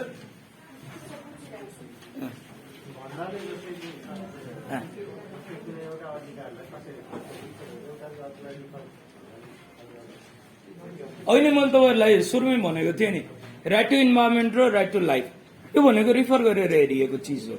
संविधानको नि हामीले त व्याख्या गर्नु त पर्यो। अब त्यहाँ चाहिँ जुन हाम्रो चाहिँ वातावरण सम्बन्धी हक थियो त्यसलाई चाहिँ हामीले केसँग लिएर आयो त? राइट टु लाइफसँग लिएर आएर रिफर गर्यो। जोडिन त सक्यो नि त। स्वच्छ वातावरणमा मान्छेको चाहिँ जिउन पाउने हक भनेको पनि के हो भन्दाखेरि यो चाहिँ के अरे मान्छेको जिउन पाउने अधिकारसँग चाहिँ रिलेटेड भयो। बुझ्दै हुनुहुन्छ नि? त्यो भएर यसरी चाहिँ हामीले रिफर गर्न सक्ने भयो कि राइट्सहरूलाई। अब त्यो संविधानभित्र चाहिँ उल्लेख भएको डिरेक्टिभ प्रिन्सिपलमा राखेको छ भन्दैमा त्यसको चाहिँ भ्यालु नै नभएको भन्ने त होइन। त्यो भएर सबैको केही न केही यो इम्पोर्टेन्स हुन्छ, भ्यालु हुन्छ र रिफर गरेर चाहिँ हामीले हेर्नुपर्छ भन्ने हो है। बुझ्दै हुनुहुन्छ नि? अब हामी अर्को हेरौँ है। कम्पेरिजन भन्दा पनि कनेक्ट गरेर हेर्ने हो। एउटा प्रोभिजन अथवा एउटा राइटलाई अर्को राइटसँग चाहिँ के भन्छ कनेक्ट गर्ने। अब अर्को छ एक्सप्रेसो युनियस रुल। एक्सप्रेसो युनियस रुल यसले चाहिँ के भन्छ भन्दाखेरि कुनै ऐनमा चाहिँ एक्सप्रेस रूपमा चाहिँ केही चिज लेखिएको छ भने अब त्यसले चाहिँ सामान्य चिजलाई चाहिँ जनाउँदैन, एक्सप्रेस नै हुने भयो। हामीले चाहिँ कुनै चिजलाई एक्सप्रेस गरेको छैनौँ, कमनमा छोडिरहेको छौँ भने त्यो चाहिँ सबैलाई नै लागू हुने भयो। तर हामीले मेन्सन गरेर स्पेसिफिकल्ली एक्सप्रेस रूपमा केही चिज उल्लेख गरेको छौँ भने अब चाहिँ कसलाई मात्रै लागू हुन्छ भन्दाखेरि त्यो एक्सप्रेस फर्ममा उल्लेख भएको चिजलाई मात्रै लागू हुन्छ भन्छ। अब एकछिनलाई तपाईँहरू मान्नु सरकारी कर्मचारी त सबै सरकारी कर्मचारी छन् ल, एकछिनलाई मान्नु पुलिस पनि सरकारी कर्मचारी भयो, डाक्टर पनि सरकारी कर्मचारी भयो, आर्मी पनि सरकारी कर्मचारी भयो। त्यो भित्रको वर्गीकरणमा हामी नजाउँ, तर एक तरिकाले हेर्ने हो भने त राज्यको तलब खाएर अथवा राज्यको चाहिँ सेवा गरेर बसेका हुन्छन् नि। अब अन्य पनि अरू सफाईका पनि एकछिनलाई मान्नु सरकारी कर्मचारीहरू छन्। अब यो कर्मचारी भित्र चाहिँ के अरे कुनै एउटा ऐनले अब स्पेसिफिक रूपमा चाहिँ सुरक्षाका चाहिँ कर्मचारीहरूलाई यो सुविधा प्राप्त हुनेछ भन्यो भने अब सरकारी बैंकको कर्मचारीले गएर त्यो सुविधा लिनु पाउँछ? पाउँदैन नि। सुरक्षाको कर्मचारीहरूलाई यो के अरे यो सुविधा प्राप्त हुनेछ भनेर कुनै ऐन भन्यो, त्यो भित्र भएको अब सामाजिक सुरक्षा भन्नु अथवा अन्य केही चिजहरू भन्नु, कुनै एउटा सुविधा हाउसिङ लोन भन्नु अथवा अरू केही चिजहरू है, यो चाहिँ सुरक्षाको चाहिँ कर्मचारीहरूलाई चाहिँ यो व्यवस्था हुनेछ भन्यो भने अब त्यसले चाहिँ केलाई मात्रै गर्यो भन्दाखेरि सुरक्षा कर्मचारीहरूलाई मात्रै गर्यो। सबै सरकारी कर्मचारी भनेर त्यहाँ चाहिँ क्लेम गर्न पाएन। अब त्यहाँभित्र अर्को एउटामा चाहिँ ब्याङ्कको कर्मचारीहरूलाई चाहिँ यो हुनेछ भन्यो भने त्यसले पनि के गर्यो भन्दाखेरि ब्याङ्कको कर्मचारीहरूलाई मात्रै गर्यो। सरकारी सेवामा सबैको रिटायरमेन्ट कम्पलसरी रिटायरमेन्ट एज त एउटै नहोला नि। अब कुनै एउटा सेवामा चाहिँ यिनीहरूको के अरे रिटायरमेन्ट एज यति हुनेछ भन्यो भने त्यो चाहिँ एक्सप्रेस रूपमा यी सेवाको चाहिँ रिटायरमेन्ट एज यति हुनेछ, अथवा यो पदमा चाहिँ प्रमोसन भएपछि यति वर्षसम्म त्योभन्दा माथिल्लो तहमा पुगेन भने कम्पलसरी रिटायरमेन्ट हुनेछ भनेर लेखिदियो। त्यो भन्यो भने त्यहाँ चाहिँ जुन पदलाई उल्लेख गरेको छ अथवा जुन चाहिँ के भन्छ सेवालाई उल्लेख गरेको छ त्यसलाई मात्रै लाग्छ है, बुझ्नुहुन्छ? त्यो भएर कानूनको व्याख्या गर्दै गर्दाखेरि एक्सप्रेस फर्ममा कुनै चिजको चाहिँ उल्लेख भएको छ भने अब त्यसले चाहिँ जेनरल मिनिङ दिँदैन है। हामीले त्यसलाई चाहिँ जे चिजमा एक्सप्रेस भएको छ नि त्यही चिजसँग चाहिँ जोडेर हेर्नुपर्छ भन्ने कुरा बुझिन्छ है यतिसम्मको नि। अब अर्को कुन चाहिँ रुल छ, अब चाहिँ कन्टेम्पोरी एक्सपोजिटो, यो भनेको समकालीन व्याख्या हो। अब यो समकालीन व्याख्याले चाहिँ के भन्छ भन्दाखेरि कन्टेम्पोरी एक्सपोजिटोले चाहिँ हाम्रो अहिलेको कानूनहरू हेर्ने हो भने मुलुकी देवानी र फौजदारी संहिताको 74 मा निर्माण भयो, 75 बाट लागू भयो। यो भनेको त अहिलेकै अवस्था हो नि। अब हाम्रो चाहिँ यो कानून चाहिँ एकछिनलाई मान्नु अब 200 वर्ष पछिसम्म चाहिँ यही कानून चाहिँ चलिरह्यो। अब त्यति बेला त त्यहाँ उल्लेख भएका भाषाहरूमा पनि प्रब्लम आउन सक्छ नि। अब म तपाईँहरूलाई अहिले प्र्याक्टिस नभए पनि हाम्रो 1910 को मुलुकी ऐनको एक्जाम्पल दिन्छु है। एकछिनलाई मान्नु हाम्रो चाहिँ अहिले पनि प्र्याक्टिसमा चाहिँ 1910 को मुलुकी ऐन छ। एकछिनलाई मान्नु है, हाम्रो त त्यहाँबाट धेरै अगाडि बढिसक्यो समाज अथवा लहरू, तर हाम्रोमा चाहिँ अहिले पनि 1910 को मुलुकी ऐन बनेको थियो भने त्यहाँ भएका शब्दहरू त अहिले हामीले बुझ्नलाई चाहिँ एकदमै टेक्निकल छन् नि। अहिले हामीलाई चाहिँ भल्गर लाग्ने चिजहरू पनि त्यहाँ चाहिँ के भएको छ भन्दाखेरि साधारण रूपमा चाहिँ लेखिदिएको छ। अहिले जुन शब्दहरू चाहिँ हामीलाई चाहिँ अपाच्य हुन्छ ती शब्दहरू पनि त्यहाँ चाहिँ नर्मल तरिकाले राखिदिएको पाइन्छ, हो कि नै? छन् होला नि कुनै कुनै चिज त। अब त्यो हामीले चाहिँ शब्दहरूको चाहिँ व्याख्या गर्ने बेलामा अथवा शब्दहरूको इम्पोर्टेन्स हेर्ने बेलामा पछि पनि हामीले चाहिँ ती शब्दहरूको चाहिँ रियल मिनिङ के हो भनेर खोज्दै गर्दाखेरि सन्दर्भलाई जोड्नु पर्यो है। कहिले चाहिँ त्यो कानून निर्माण भएको थियो त, त्यो बेलामा यो शब्दले चाहिँ भन्न खोजेको चिज के थियो त, बुझ्दै हुनुहुन्छ? बुझ्दै हुनुहुन्छ नि? अहिले हाम्रो बोलीचालीमा भएको भाषाले भोलि चाहिँ 50 वर्षपछि अर्कै मिनिङ दिन सक्छ नि। भाषा भनेको जहिले पनि चेन्जेस आइरहने चिज हो। अहिले हामीलाई चाहिँ एकदमै कमन लगाएर बोलीचालीमा भएको भाषा एकछिनलाई मान्नु 50 वर्षपछि चाहिँ एकदमै खराब भयो, त्यसले चाहिँ मिनिङै अर्कै दिने बन्दियो। त्यो भए पनि हाम्रो चाहिँ कानूनमा त्यो चाहिँ शब्द उल्लेख भएको छ भने कन्टेम्पोरी इस्युमा चाहिँ गएर हेर्न पर्यो है।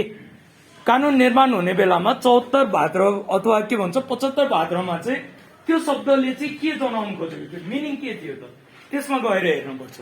त्यो भएर जहिले पनि लको चाहिँ निर्माण हुँदै गर्दाखेरि कुनै एउटा चाहिँ के भन्छ भिजनले पनि बन्ने भयो, त्यसपछि ऊ सँगसँगै त्यसको चाहिँ एउटा हिस्ट्री पनि जोडिएको हुन्छ। अब तपाईँहरू हाम्रो चाहिँ नेपालको संविधान हेर्नुहुन्छ भने त्यो प्रस्तावनामा चाहिँ महान जनयुद्ध भनेर चाहिँ त्यहाँ टर्महरू युज भएको छ, अथवा यो चाहिँ हिजोको दिनदेखिको चाहिँ यो सशस्त्र द्वन्द्वबाट यो चाहिँ बलिदानबाट चाहिँ प्राप्त यी उपलब्धि भनेर भनेको छ नि। त्यो भनेको के हो भन्दाखेरि हाम्रो चाहिँ हिस्ट्रीलाई जोडेको। त्यो भएर जहिले पनि हाम्रो चाहिँ लहरूले अथवा कन्स्टिट्युसनले यसरी चाहिँ एउटा यो संविधान अथवा कानून चाहिँ निर्माण हुँदाखेरिको अब्जेक्टिभ के थियो, कसरी चाहिँ यो अवस्थासम्म आयो, ती चिजहरूको बारेमा चाहिँ उल्लेख गरेको हुन्छ। यसलाई चाहिँ हामी कन्टेम्पोरेरी भन्छौँ है अहिलेको अवस्थामा। भोलिको दिनमा यी चिजहरूको व्याख्या आवश्यक भएको बेलामा आजको दिनमा फर्किएर आजको दिनमा यिनीहरूको मिनिङ के थियो त्यसलाई चाहिँ चेक गर्नुपर्छ भन्ने बुझ्नुहुन्छ यतिसम्म। कन्स्ट्रक्सनको यही भएर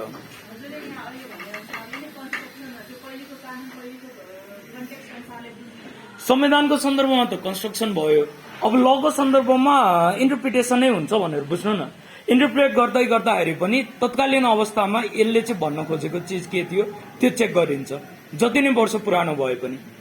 अहिले युज भएको भाषाले चाहिँ अर्कै मिनिङ दिने भयो भोलिको दिनमा भने पनि हामीले चाहिँ इन्टेन्ट खोज्ने बेलामा आजको दिनको मिनिङलाई चाहिँ चेक गरिन्छ है त्यो। अब अर्को अन्तिम यो सेकेन्डरी रुल भित्रको भनेको construction of words in bona fide भन्छ।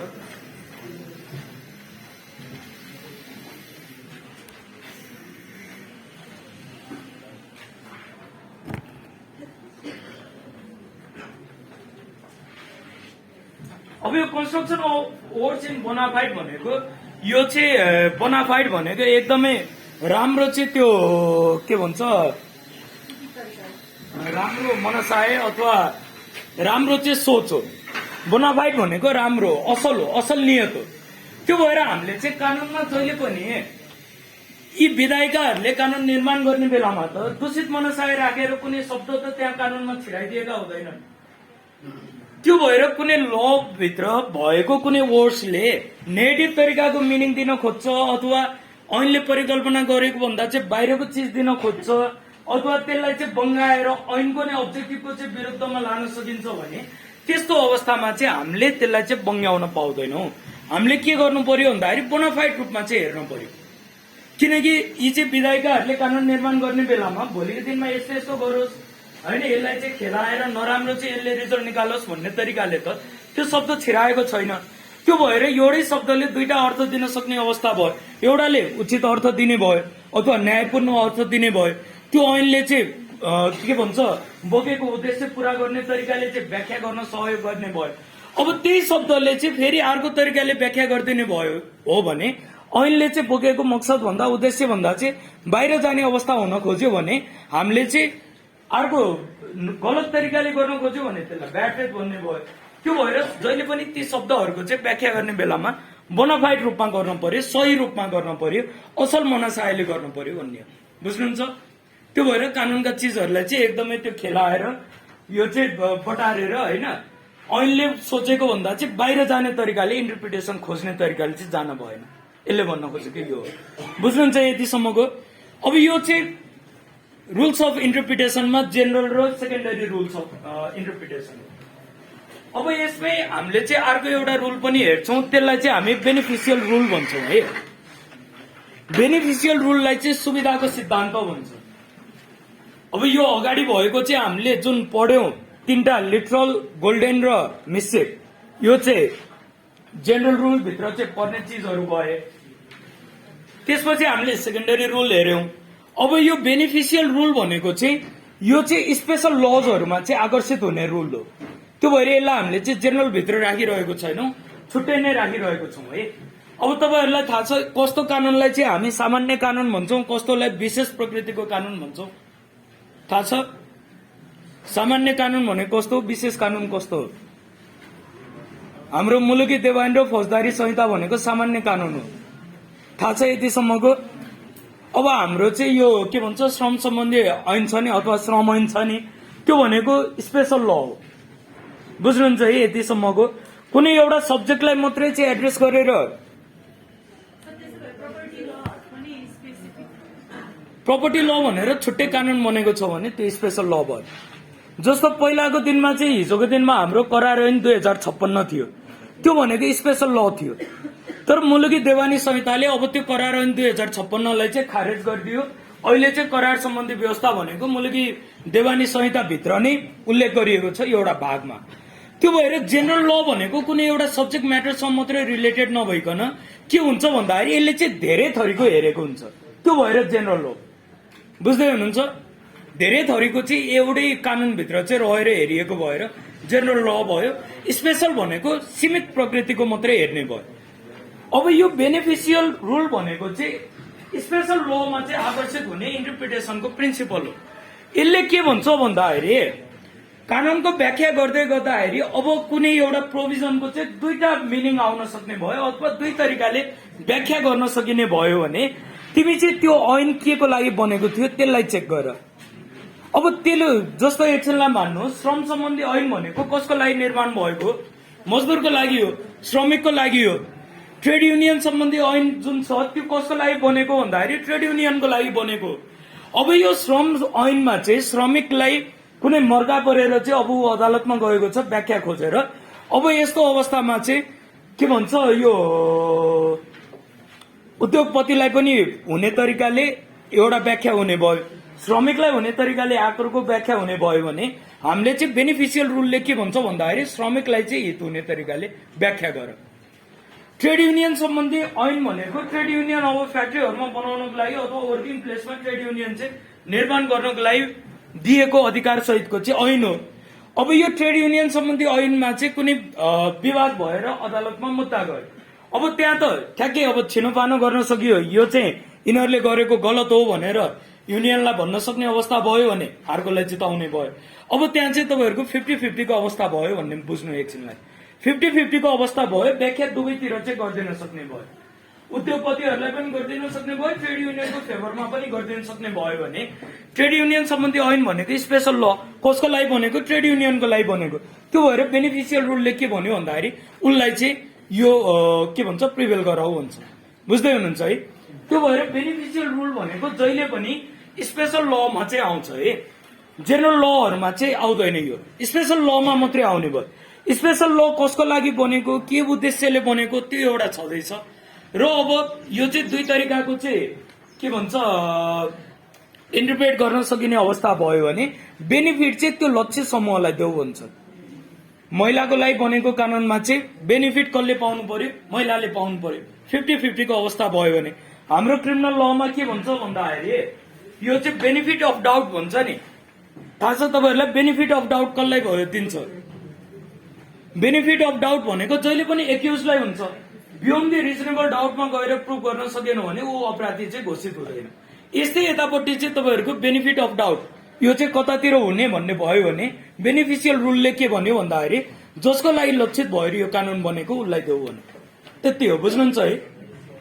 अब यसमा चाहिँ यो बेनिफिसियल रुलको इन्डियामा चाहिँ राम्रो व्याख्या भएको छ। त्यही इन्डियाको एउटा केस छ, यो चाहिँ be Shah versus presiding officer भन्ने छ।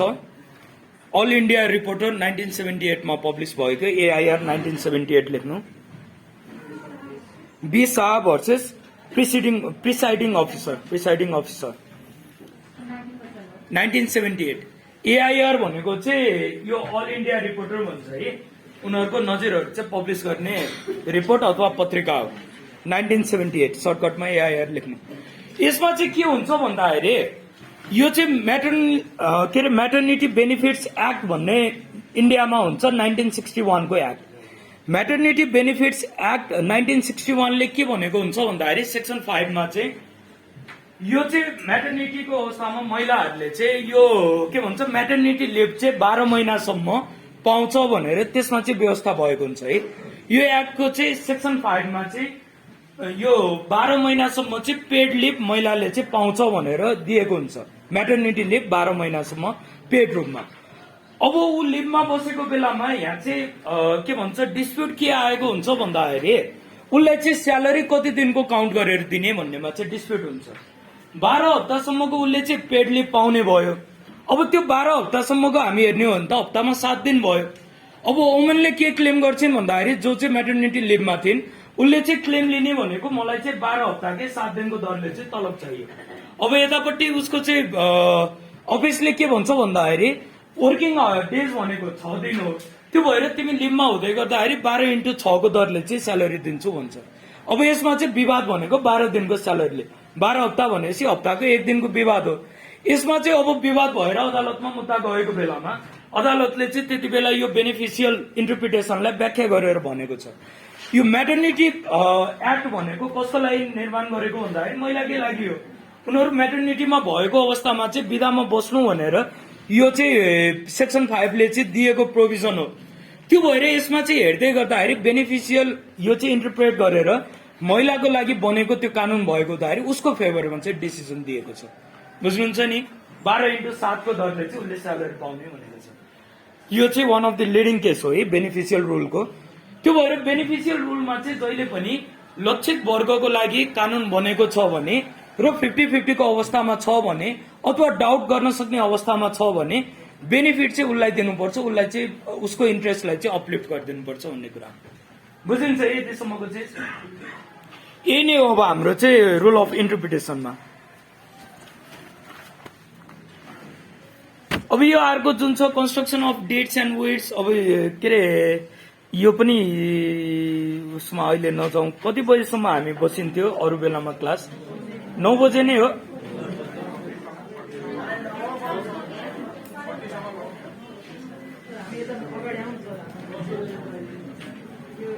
हिजो अस्ति कति बेलासम्म बस्नुभएको थियो? 9:30।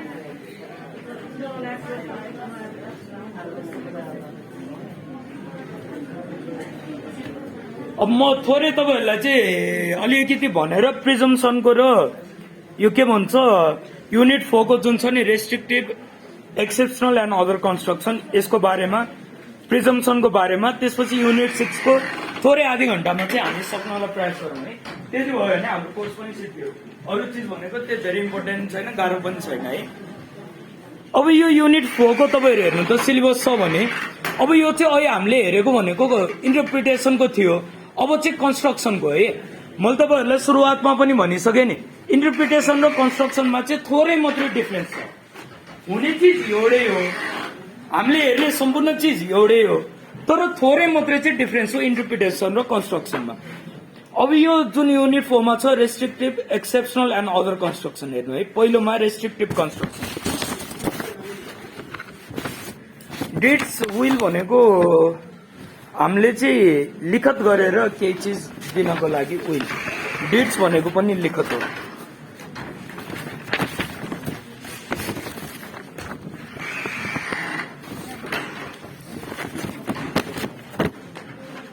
ल पहिलो नम्बरको हामी रेस्ट्रिक्टिभ यो चाहिँ कन्स्ट्रक्सनको हेरौँ है।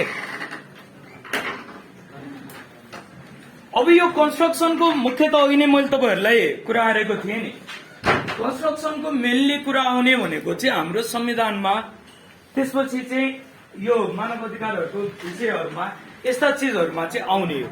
यसमा चाहिँ हामीले भएका लुपहोल्सहरूलाई चाहिँ एड्रेस गर्नको लागि चाहिँ केही चिज हेर्ने हुन्छ। अब यो चाहिँ फर्स्टको जुन रेस्ट्रिक्टिभ कन्स्ट्रक्सन भन्ने छ यसमा चाहिँ हेर्दै गर्दाखेरि केही चिजलाई चाहिँ रेस्ट्रिक्ट गर्ने तरिकाले चाहिँ अदालतले व्याख्या गर्यो भने त्यसलाई हामी चाहिँ रेस्ट्रिक्टिभ कन्स्ट्रक्सन भित्र चाहिँ राख्छौँ है। अब यो भनेको संविधानभित्रको चिजमा हेर्नु है। अब तपाईँहरूलाई थाहा छ अध्यादेश जारी गर्न मिल्छ। अध्यादेश कस्तो अवस्थामा मिल्छ? संसद नचलेको अवस्थामा। तर अस्ति भर्खरै हाम्रो मैले अहिले त्यो डिसिजन नम्बर त बिर्सेँ, त्यो एउटा केस चाहिँ अदालतबाट आएको छ। त्यस्तो अवस्थामा चाहिँ अब अध्यादेश कस्तो अवस्थामा आउने, संसद नभएको अवस्थामा पनि कस्तो अवस्थामा ल्यायो भने चाहिँ त्यो संविधान अनुसार भएको मानिने, कस्तो अवस्थामा आयो भने चाहिँ त्यसले चाहिँ संविधानले परिकल्पना गरेको चिजको चाहिँ दुरुपयोग भएको भनेर चाहिँ व्याख्या गरिदिएको छ है। अब यो भनेको कस्तो भन्दाखेरि रेस्ट्रिक्टिभ कन्स्ट्रक्सन भित्र चाहिँ गएर गरिएको चिज हो। हाम्रो अब संविधानले जे चिज चाहिँ खुला रूपमा चाहिँ गर भनेर छुट दिएको छ अथवा जे चिजलाई चाहिँ खुला रूपमा चाहिँ नगर भनेको छ नि त्यसलाई चाहिँ घुमाउरो तरिकाले पनि हामीले चाहिँ गर्न मिल्दैन भन्ने प्रिन्सिपलबाट आउँछ है।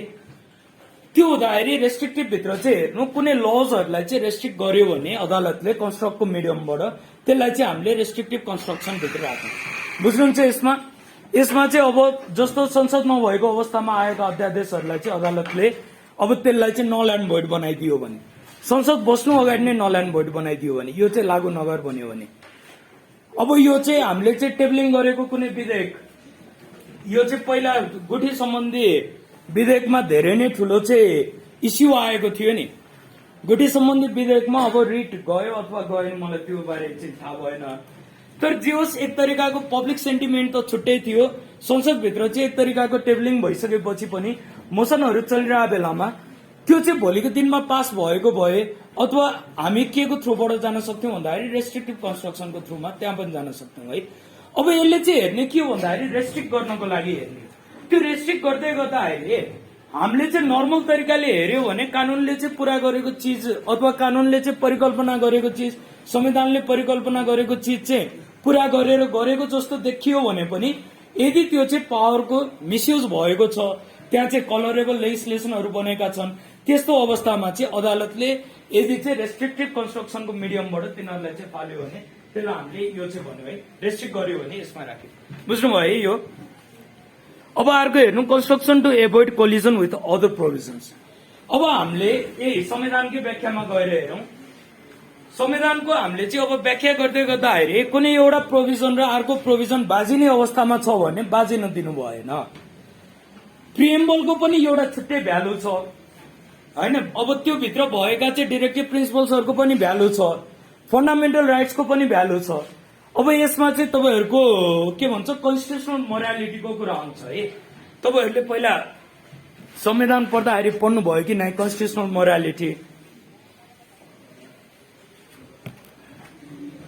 म तपाईँहरूलाई एउटा एक्जाम्पलबाट मात्रै बुझाइदिन्छु कस्तो अवस्थामा यो आउन सक्छ भनेर। हाम्रै नेपालको उदाहरणबाट हाम्रो अब संविधानको यो प्रस्तावनामा प्रिएम्बलमा हेर्ने हो भने हामी समाजवाद उन्मुख भनेर लेखेको छौँ, तपाईँहरू सबैलाई थाहा छ नि। अब हाम्रो चाहिँ फेरि मौलिक हकमा आएर हेर्ने हो भने त्यहाँ चाहिँ अर्को एउटा अधिकार दिएको छ, राइट टु प्रपर्टी भनेर। सम्पत्ति सम्बन्धी हक फेरि केमा राखिएको छ? मौलिक हकमा राखिएको छ। त्यसमा क्लज पनि राखिएको छ, अब यो चाहिँ राज्यले आएर सम्पत्ति चाहिँ कुनै पनि अवस्थामा चाहिँ यो के भन्छ कब्जा गर्ने छैन, लगायतका चिज व्यक्तिको भएको सम्पत्ति चाहिँ कब्जा हुने छैन भनेर राखिएको छ। अब हामी चाहिँ गएर डिरेक्टिभ प्रिन्सिपल्समा हेर्ने हो भने अब यो इकोनोमिक इनइक्वालिटीलाई चाहिँ अलिकति चाहिँ यो कम पार्दै पार्दै पार्दै गएर हामी चाहिँ समाजवादसम्मको चाहिँ यात्रा तय गर्ने भने। अब यो तीनटा चिजहरू तपाईँहरू हेर्नुहुन्छ भने अलिकति कन्फ्लिक्टिङ छ कि छैन होला? छ नि। अब यो कन्फ्लिक्टिङ नेचरको त भयो। हामी समाजवादको परिकल्पना गर्ने हो भने त्यहाँ प्राइभेट ओनरसिप हुन्छ हुँदैन नि। समाजवादमा के हो भने पब्लिक ओनरसिप हो, स्टेटको ओनरसिपमा हामी जाने हो। तर हाम्रो फेरि संविधानले चाहिँ प्रस्तावनामा के पनि बोलिदियो, समाजवाद उन्मुख पनि भनिदियो। भित्रपट्टि चाहिँ अब फन्डामेन्टल राइट्सको रूपमा चाहिँ राइट टु प्रपर्टीलाई पनि राखिदियो। डिरेक्टिभ प्रिन्सिपल्समा पनि राज्यको चाहिँ उद्देश्य गोल भनेको यो हो हाम्रो समाजवादको भनेर त्यहाँ पनि लेखिदियो। अब भोलिको दिनमा राज्यले चाहिँ समाजवाद उन्मुख भनेर त भनेको छ कानूनमा, के अरे संविधानको प्रस्तावनामा त्यो भनेको छ, उद्देश्य पनि अब के भन्छ राज्यको त्यो भनेको छ। अब राज्यले चाहिँ भोलिको दिनमा कानूनहरू चाहिँ बनाउन सुरु गर्यो, अलिकति समाजवादतर्फ चाहिँ जानको लागि प्राइभेट ओनरसिपलाई चाहिँ अलिकति कटेल गर्दै गर्दै आयो भने यो अवस्थामा के हुन्छ त फन्डामेन्टल राइटको त फेरि भायोलेसन भयो। यस्तो अवस्थामा फेरि अब रिट त गइहाल्छ। रिट जाँदै गर्दाखेरि अब चाहिँ व्याख्या गर्नुपर्ने अवस्थामा अदालतले के गर्नु पर्यो भन्दाखेरि कन्स्टिट्युसनल मोरालिटीको युज गर्नु पर्यो। एउटा प्रावधान अर्को प्रावधानसम्म बाजिन नदिएर कसरी हुन्छ त्यहाँ चाहिँ सेटलमेन्ट गर्ने अथवा अलिकति चाहिँ राम्रो अवस्थामा चाहिँ त्यहाँबाट माथि उठ्ने, त्यो चाहिँ सोच्नु पर्यो। यो चाहिँ तपाईँहरू इन्डियाको हेर्नुहुन्छ भने केशवानन्द भारतीको केस भनेको यही हो। केशवानन्द भारतीको केसमा गएको रिट भनेको यही तरिकाको थियो। इन्दिरा गान्धी होइन त्यति बेलाको प्रधानमन्त्री इन्दिरा गान्धी नै हो। इन्दिरा गान्धीले चाहिँ अब उनीहरूको इन्डियाको कन्स्टिट्युसन पनि सोसलिजम ओरिएन्टेड हो, उनीहरूको पनि प्रिएम्बलमा सोसलिजम ओरिएन्टेड छ, मौलिक हकको रूपमा राइट टु प्रपर्टी पनि छ। हाम्रोमा जस्तै डिरेक्टिभ प्रिन्सिपलमा उनीहरूको पनि सोसलिजम ओरिएन्टेड भन्ने छ।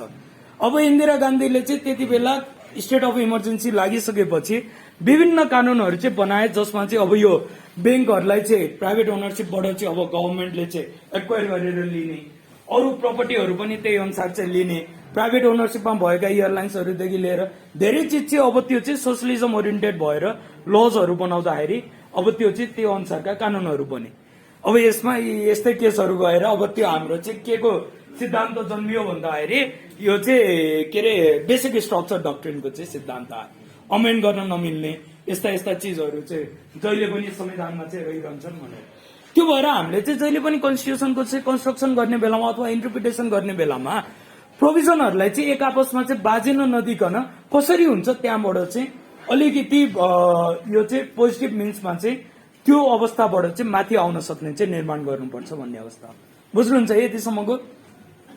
अब अर्को चिज हेर्नु एक्सेप्सनल के अरे कन्स्ट्रक्सन भन्ने।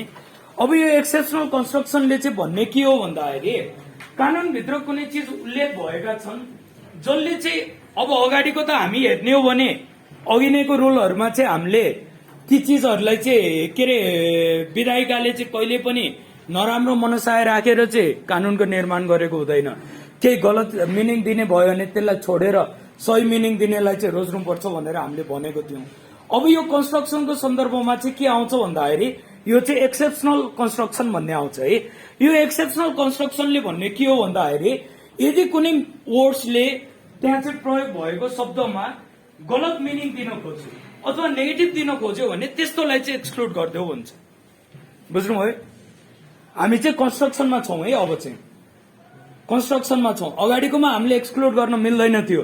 सही तरिकाको चाहिँ खोज्दै जानु पर्थ्यो। इन्टेन्सन के हो भनेर त्यो हेर्न पर्थ्यो। कन्स्ट्रक्सनमा के हो भन्दाखेरि ग्याप छ भने हामीले त्यसलाई फुलफिल गर्ने हो। त्यही भएर इन्टरप्रिटेसन र कन्स्ट्रक्सनमा अलिकति फरक छ।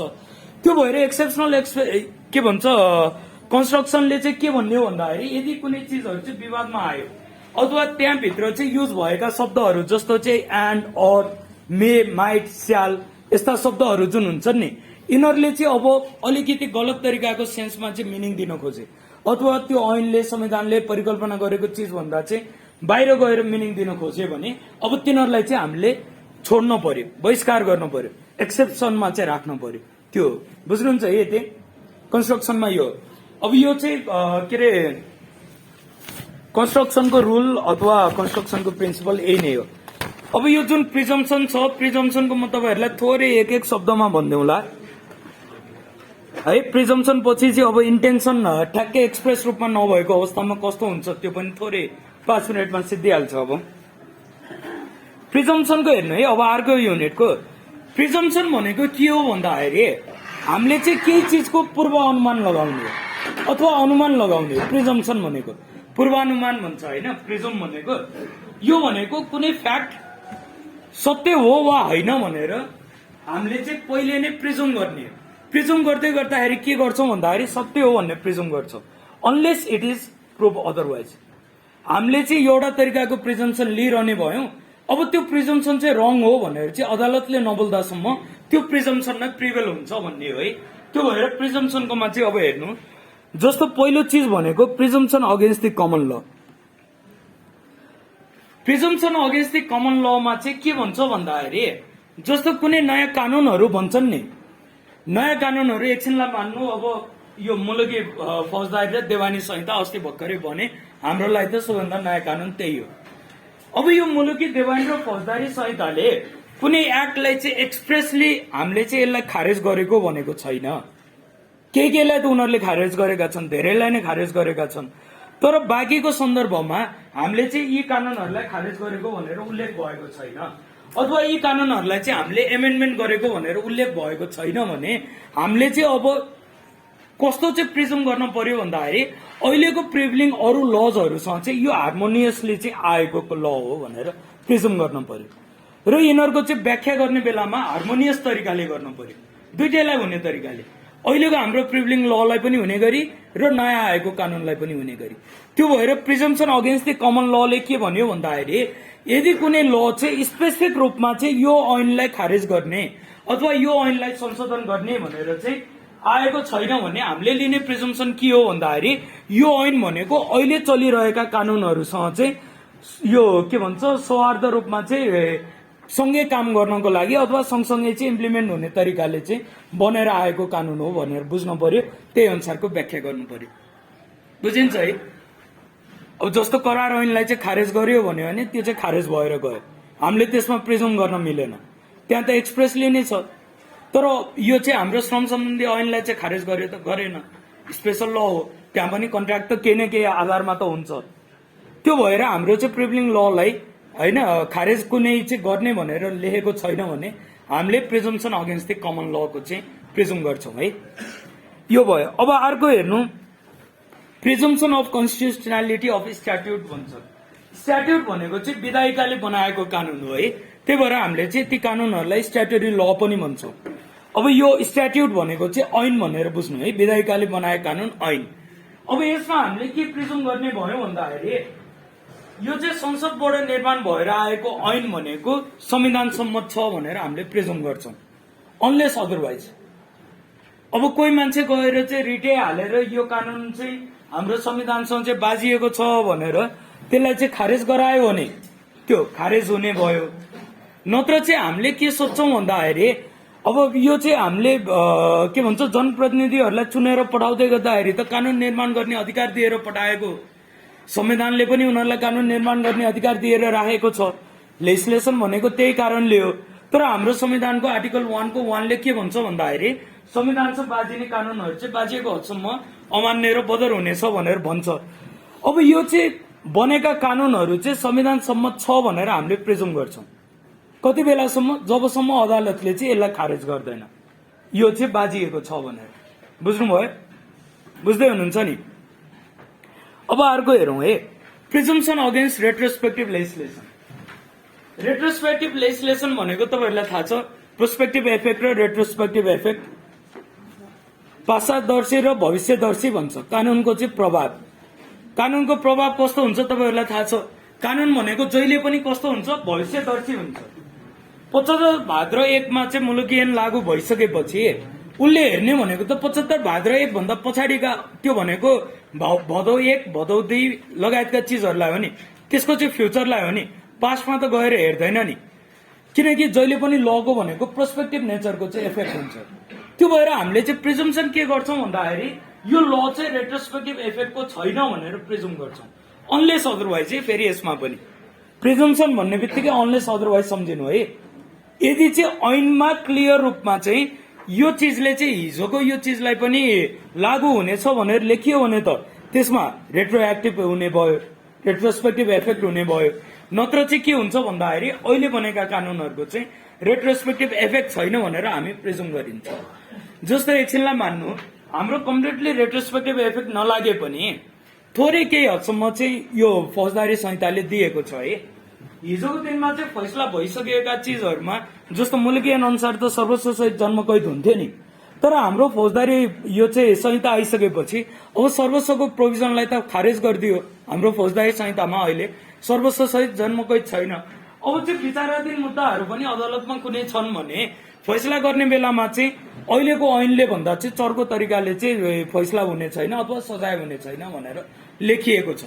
त्यो भनेको पनि के हो भन्दाखेरि थोरै रेट्रोस्पेक्टिभ इफेक्ट देखाएको हो नि। बुझ्नुभयो? नत्र चाहिँ हाम्रो सोच के हो भन्दाखेरि कानूनको चाहिँ रेट्रोस्पेक्टिभ इफेक्ट हुँदैन, प्रिजम्पसन के हो। बुझ्नुभयो? अनलेस अदरवाइज चाहिँ जहिले पनि प्रिजम्पसनमा चाहिँ।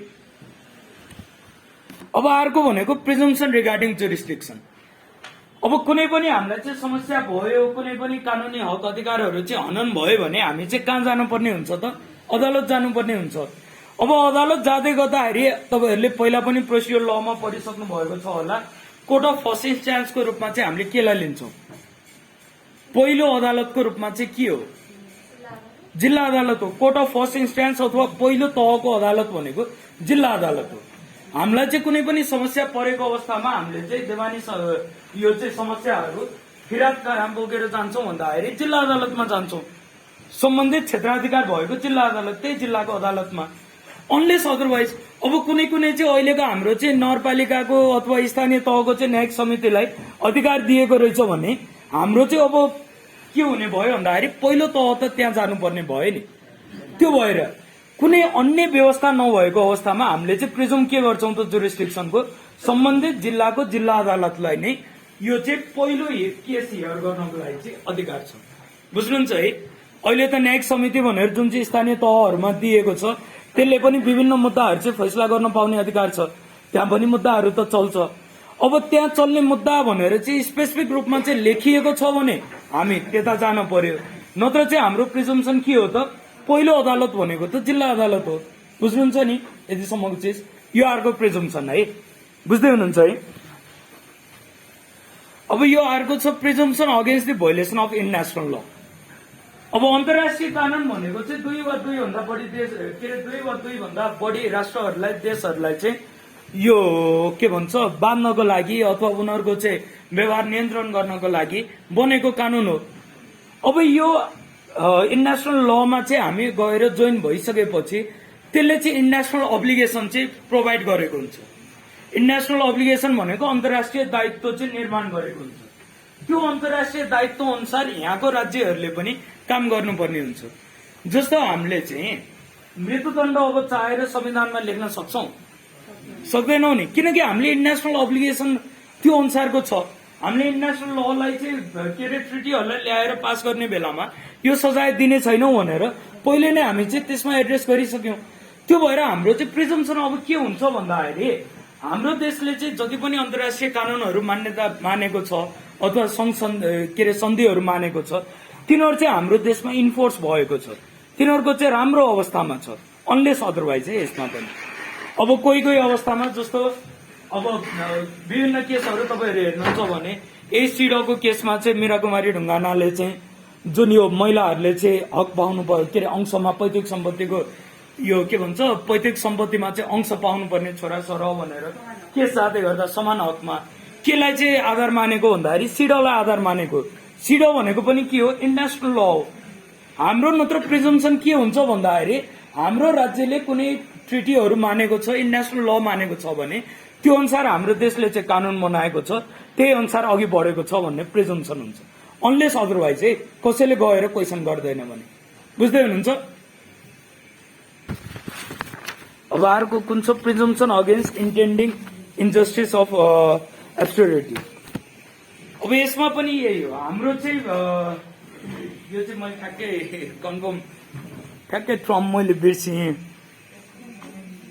यसलाई स्किप गर्नु होला, तर बिना तयारी अलिकति आउँदाखेरि यस्तो नै। एब्सोल्युटली भनेको चाहिँ विवेक शून्यता हो। त्यसपछि अब इन्जस्टिस भनेको त अन्याय भइहाल्यो। एकचोटि तपाईँहरूले कन्फर्म गर्नु होला है। मैले अर्को भनिदिन्छु अब, presumption against impairing obligation of permitting advantage. यसले चाहिँ भन्ने के हो भन्दाखेरि कसैले चाहिँ कुनै गलत गरेको छ भने त्यो गलतको फाइदा चाहिँ त्यही व्यक्तिले चाहिँ लिन पाउँदैन भन्ने हो। जस्तो अब हाम्रोमा त कतिको कोर्टमा चाहिँ यी प्रिन्सिपलहरू डेभलप भएका छन्। बाहिरको हामी हेर्ने हो भने अब कुनै हजुरबा अथवा हजुरआमाले उसको नातिलाई चाहिँ आफ्नो डेथ पछिको चाहिँ मेरो सम्पूर्ण प्रपर्टी यसको नाममा भनेर विल दिएको छ। एकछिन नमान्नु है। बाउ अथवा हजुरबा हजुरआमाहरूले चाहिँ मेरो डेथ पछि यो मान्छेलाई चाहिँ सम्पूर्ण सम्पत्ति ट्रान्सफर गर्ने भनेर विल छोडिदियो। अब त्यो नाति अथवा छोराले गएर त्यो विल दिने मान्छेलाई चाहिँ सम्पत्तिको लोभमा यसले त मलाई त मरेपछि सम्पत्ति दिन्छु भनेर विल पास गरिदिइसक्यो।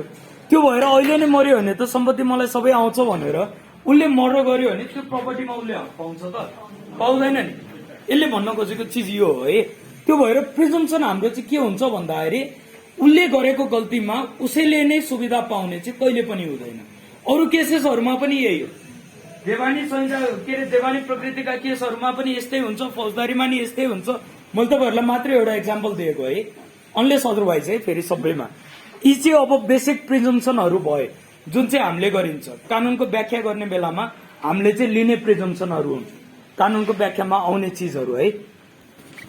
अब यो लास्टको हेरौं, युनिट 6। अब यो इन्टरप्रिटेसन अफ स्ट्याट्युट एक्ट 2010 बिएस, यसको पनि सायद 9 भन्दा अगाडि भएन, अलिकति भन्नुहोला नत्र त्यो हुने है। अब यो हेर्नु है, interpretation attributed to legislature intent when it is not express.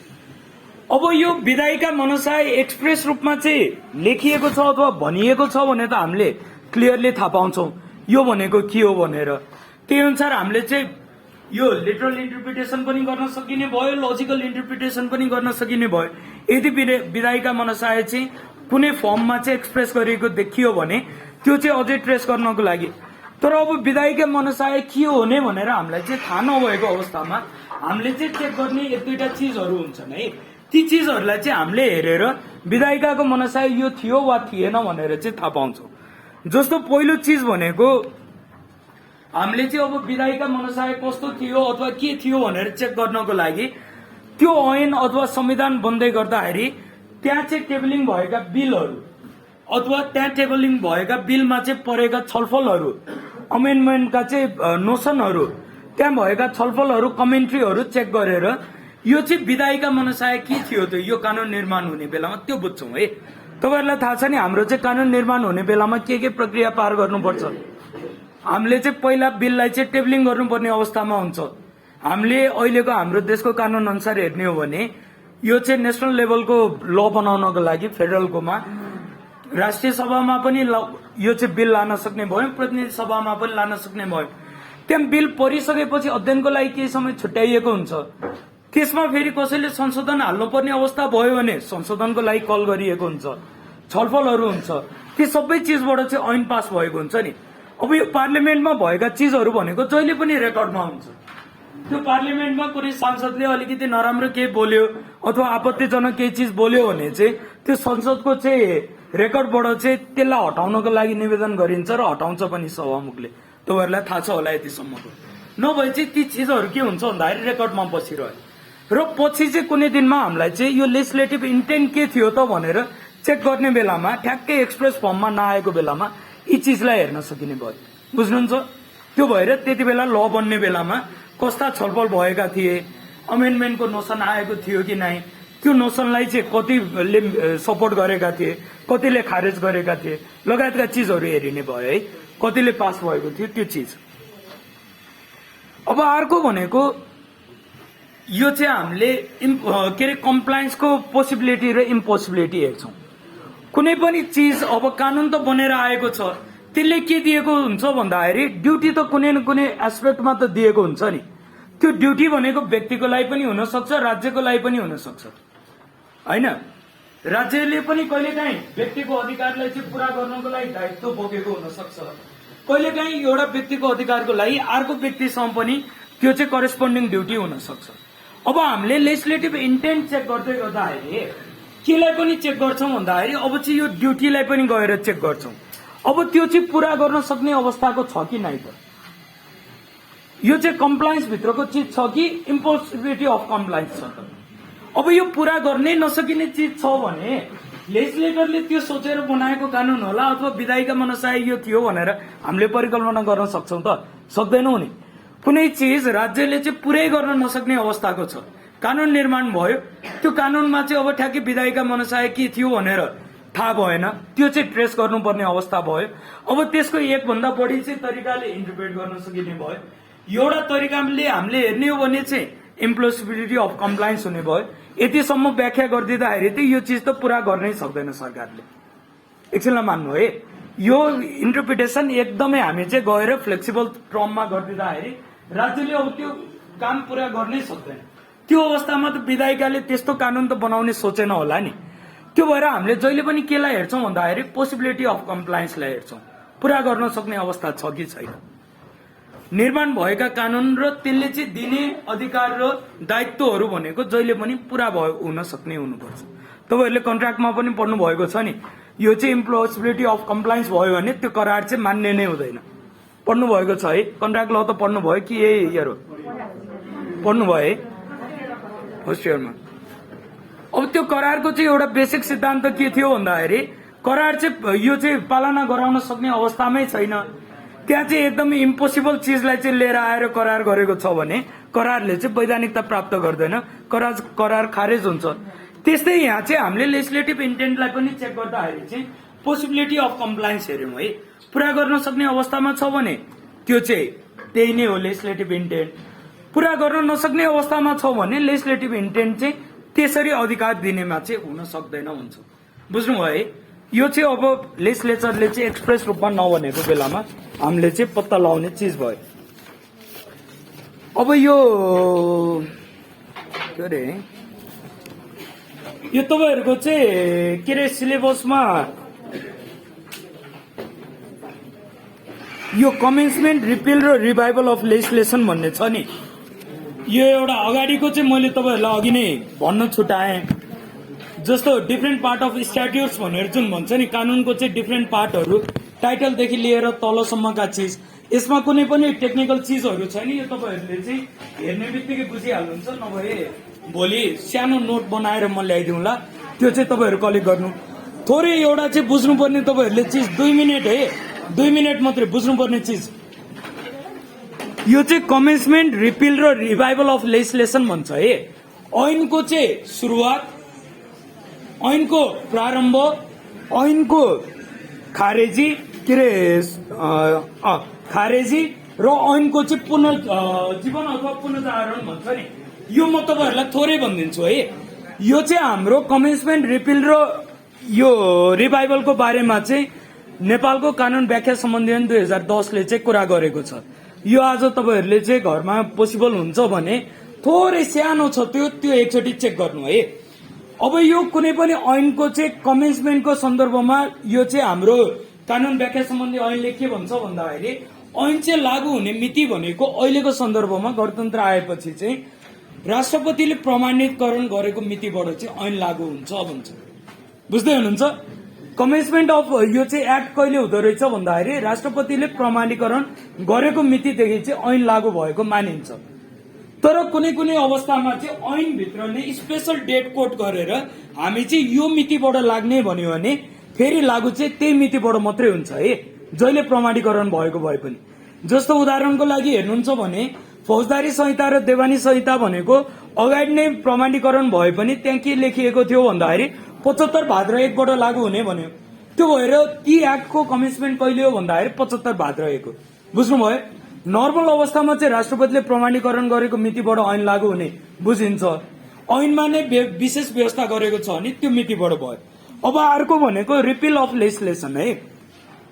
Ripple भनेको खारेजी। कुनै पनि ऐनले स्पेसिफिक रूपमा चाहिँ त्यहाँ एउटा कोलुमै बनाएर खारेजी भनेर चाहिँ खारेज गरिदिएको छ अथवा यी ऐनहरू खारेज भनेर चाहिँ भनेको छ भने त्यस्ता ऐनहरू चाहिँ अब खारेज भए, नल एन्ड भोइडमै गए।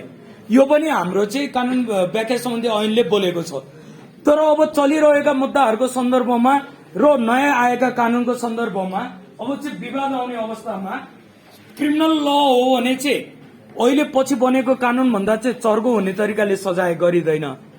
पहिलाकोलाई चाहिँ सिभिल केसेसहरूमा चाहिँ पहिलाकै अनुसार चाहिँ हेरिन्छ, प्रोसिड्युर चेन्ज भए पनि। बुझ्नुहुन्छ है? यो पनि रिपिल अफ लेजिस्लेसनमा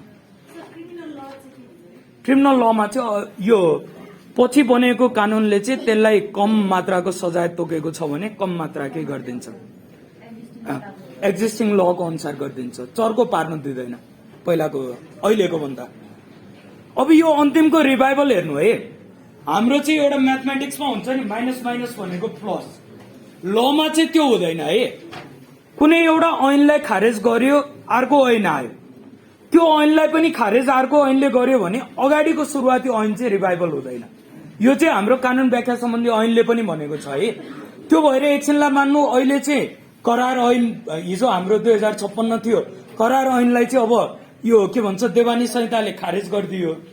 अब भोलिको दिनमा देवानी संहिता पनि खारेज भएर गयो भने स्वतः रूपमा करार ऐन 2056 चाहिँ प्र्याक्टिसमा आउँदैन, रिभाइभ हुँदैन। बुझ्नुभयो नि? उनलाई खारेज गर्ने एक्ट नै खारेज भयो भने पनि पहिला खारेज भइसकेको ऐन चाहिँ पुनर्जीवित हुँदैन। म्याथमा चाहिँ हामी हेर्ने हो भने माइनस माइनस प्लस भयो जस्तो लमा भएन है। अब यो रिभाइभल गर्नको लागि चाहिँ राजपत्रमा नै पब्लिस गरेर यो चिजले चाहिँ फेरि चाहिँ बन्यो भनेर अथवा राष्ट्रपतिबाट चाहिँ प्रमाणित गरेर कस्तो प्रक्रियाबाट चाहिँ नयाँ कानून आएको थियो नि त्यसलाई खारेज गर्ने, सोही प्रक्रियामा चाहिँ गएर ती सम्पूर्ण चिज भयो भने मात्रै रिभाइभल हुने भयो। नत्र चाहिँ लको उसलाई चाहिँ खारेज गर्ने ऐन खारेज भयो भन्दैमा खारेज चाहिँ हुँदैन है। बुझ्नुहुन्छ यतिसम्म? यो चाहिँ हाम्रो कानून व्याख्या सम्बन्धी ऐनमा चाहिँ लेखिएको चिज छ, त्यो चेक गर्नु होला। इन्टरनेसनल प्र्याक्टिसमा पहिला बेलायतमा चाहिँ खारेज गर्ने कानून फेरि खारेज भयो भने अगाडिको स्वतः मान्यता पाउने भन्ने थियो, तर पछि त्यहाँ पनि चेन्ज भयो। अहिले चाहिँ सबैतिर यही नै हो। पहिला बेलायतले चाहिँ सुरुवाती दिनमा यो प्र्याक्टिस गर्थे। हस्, थ्याङ्क यू।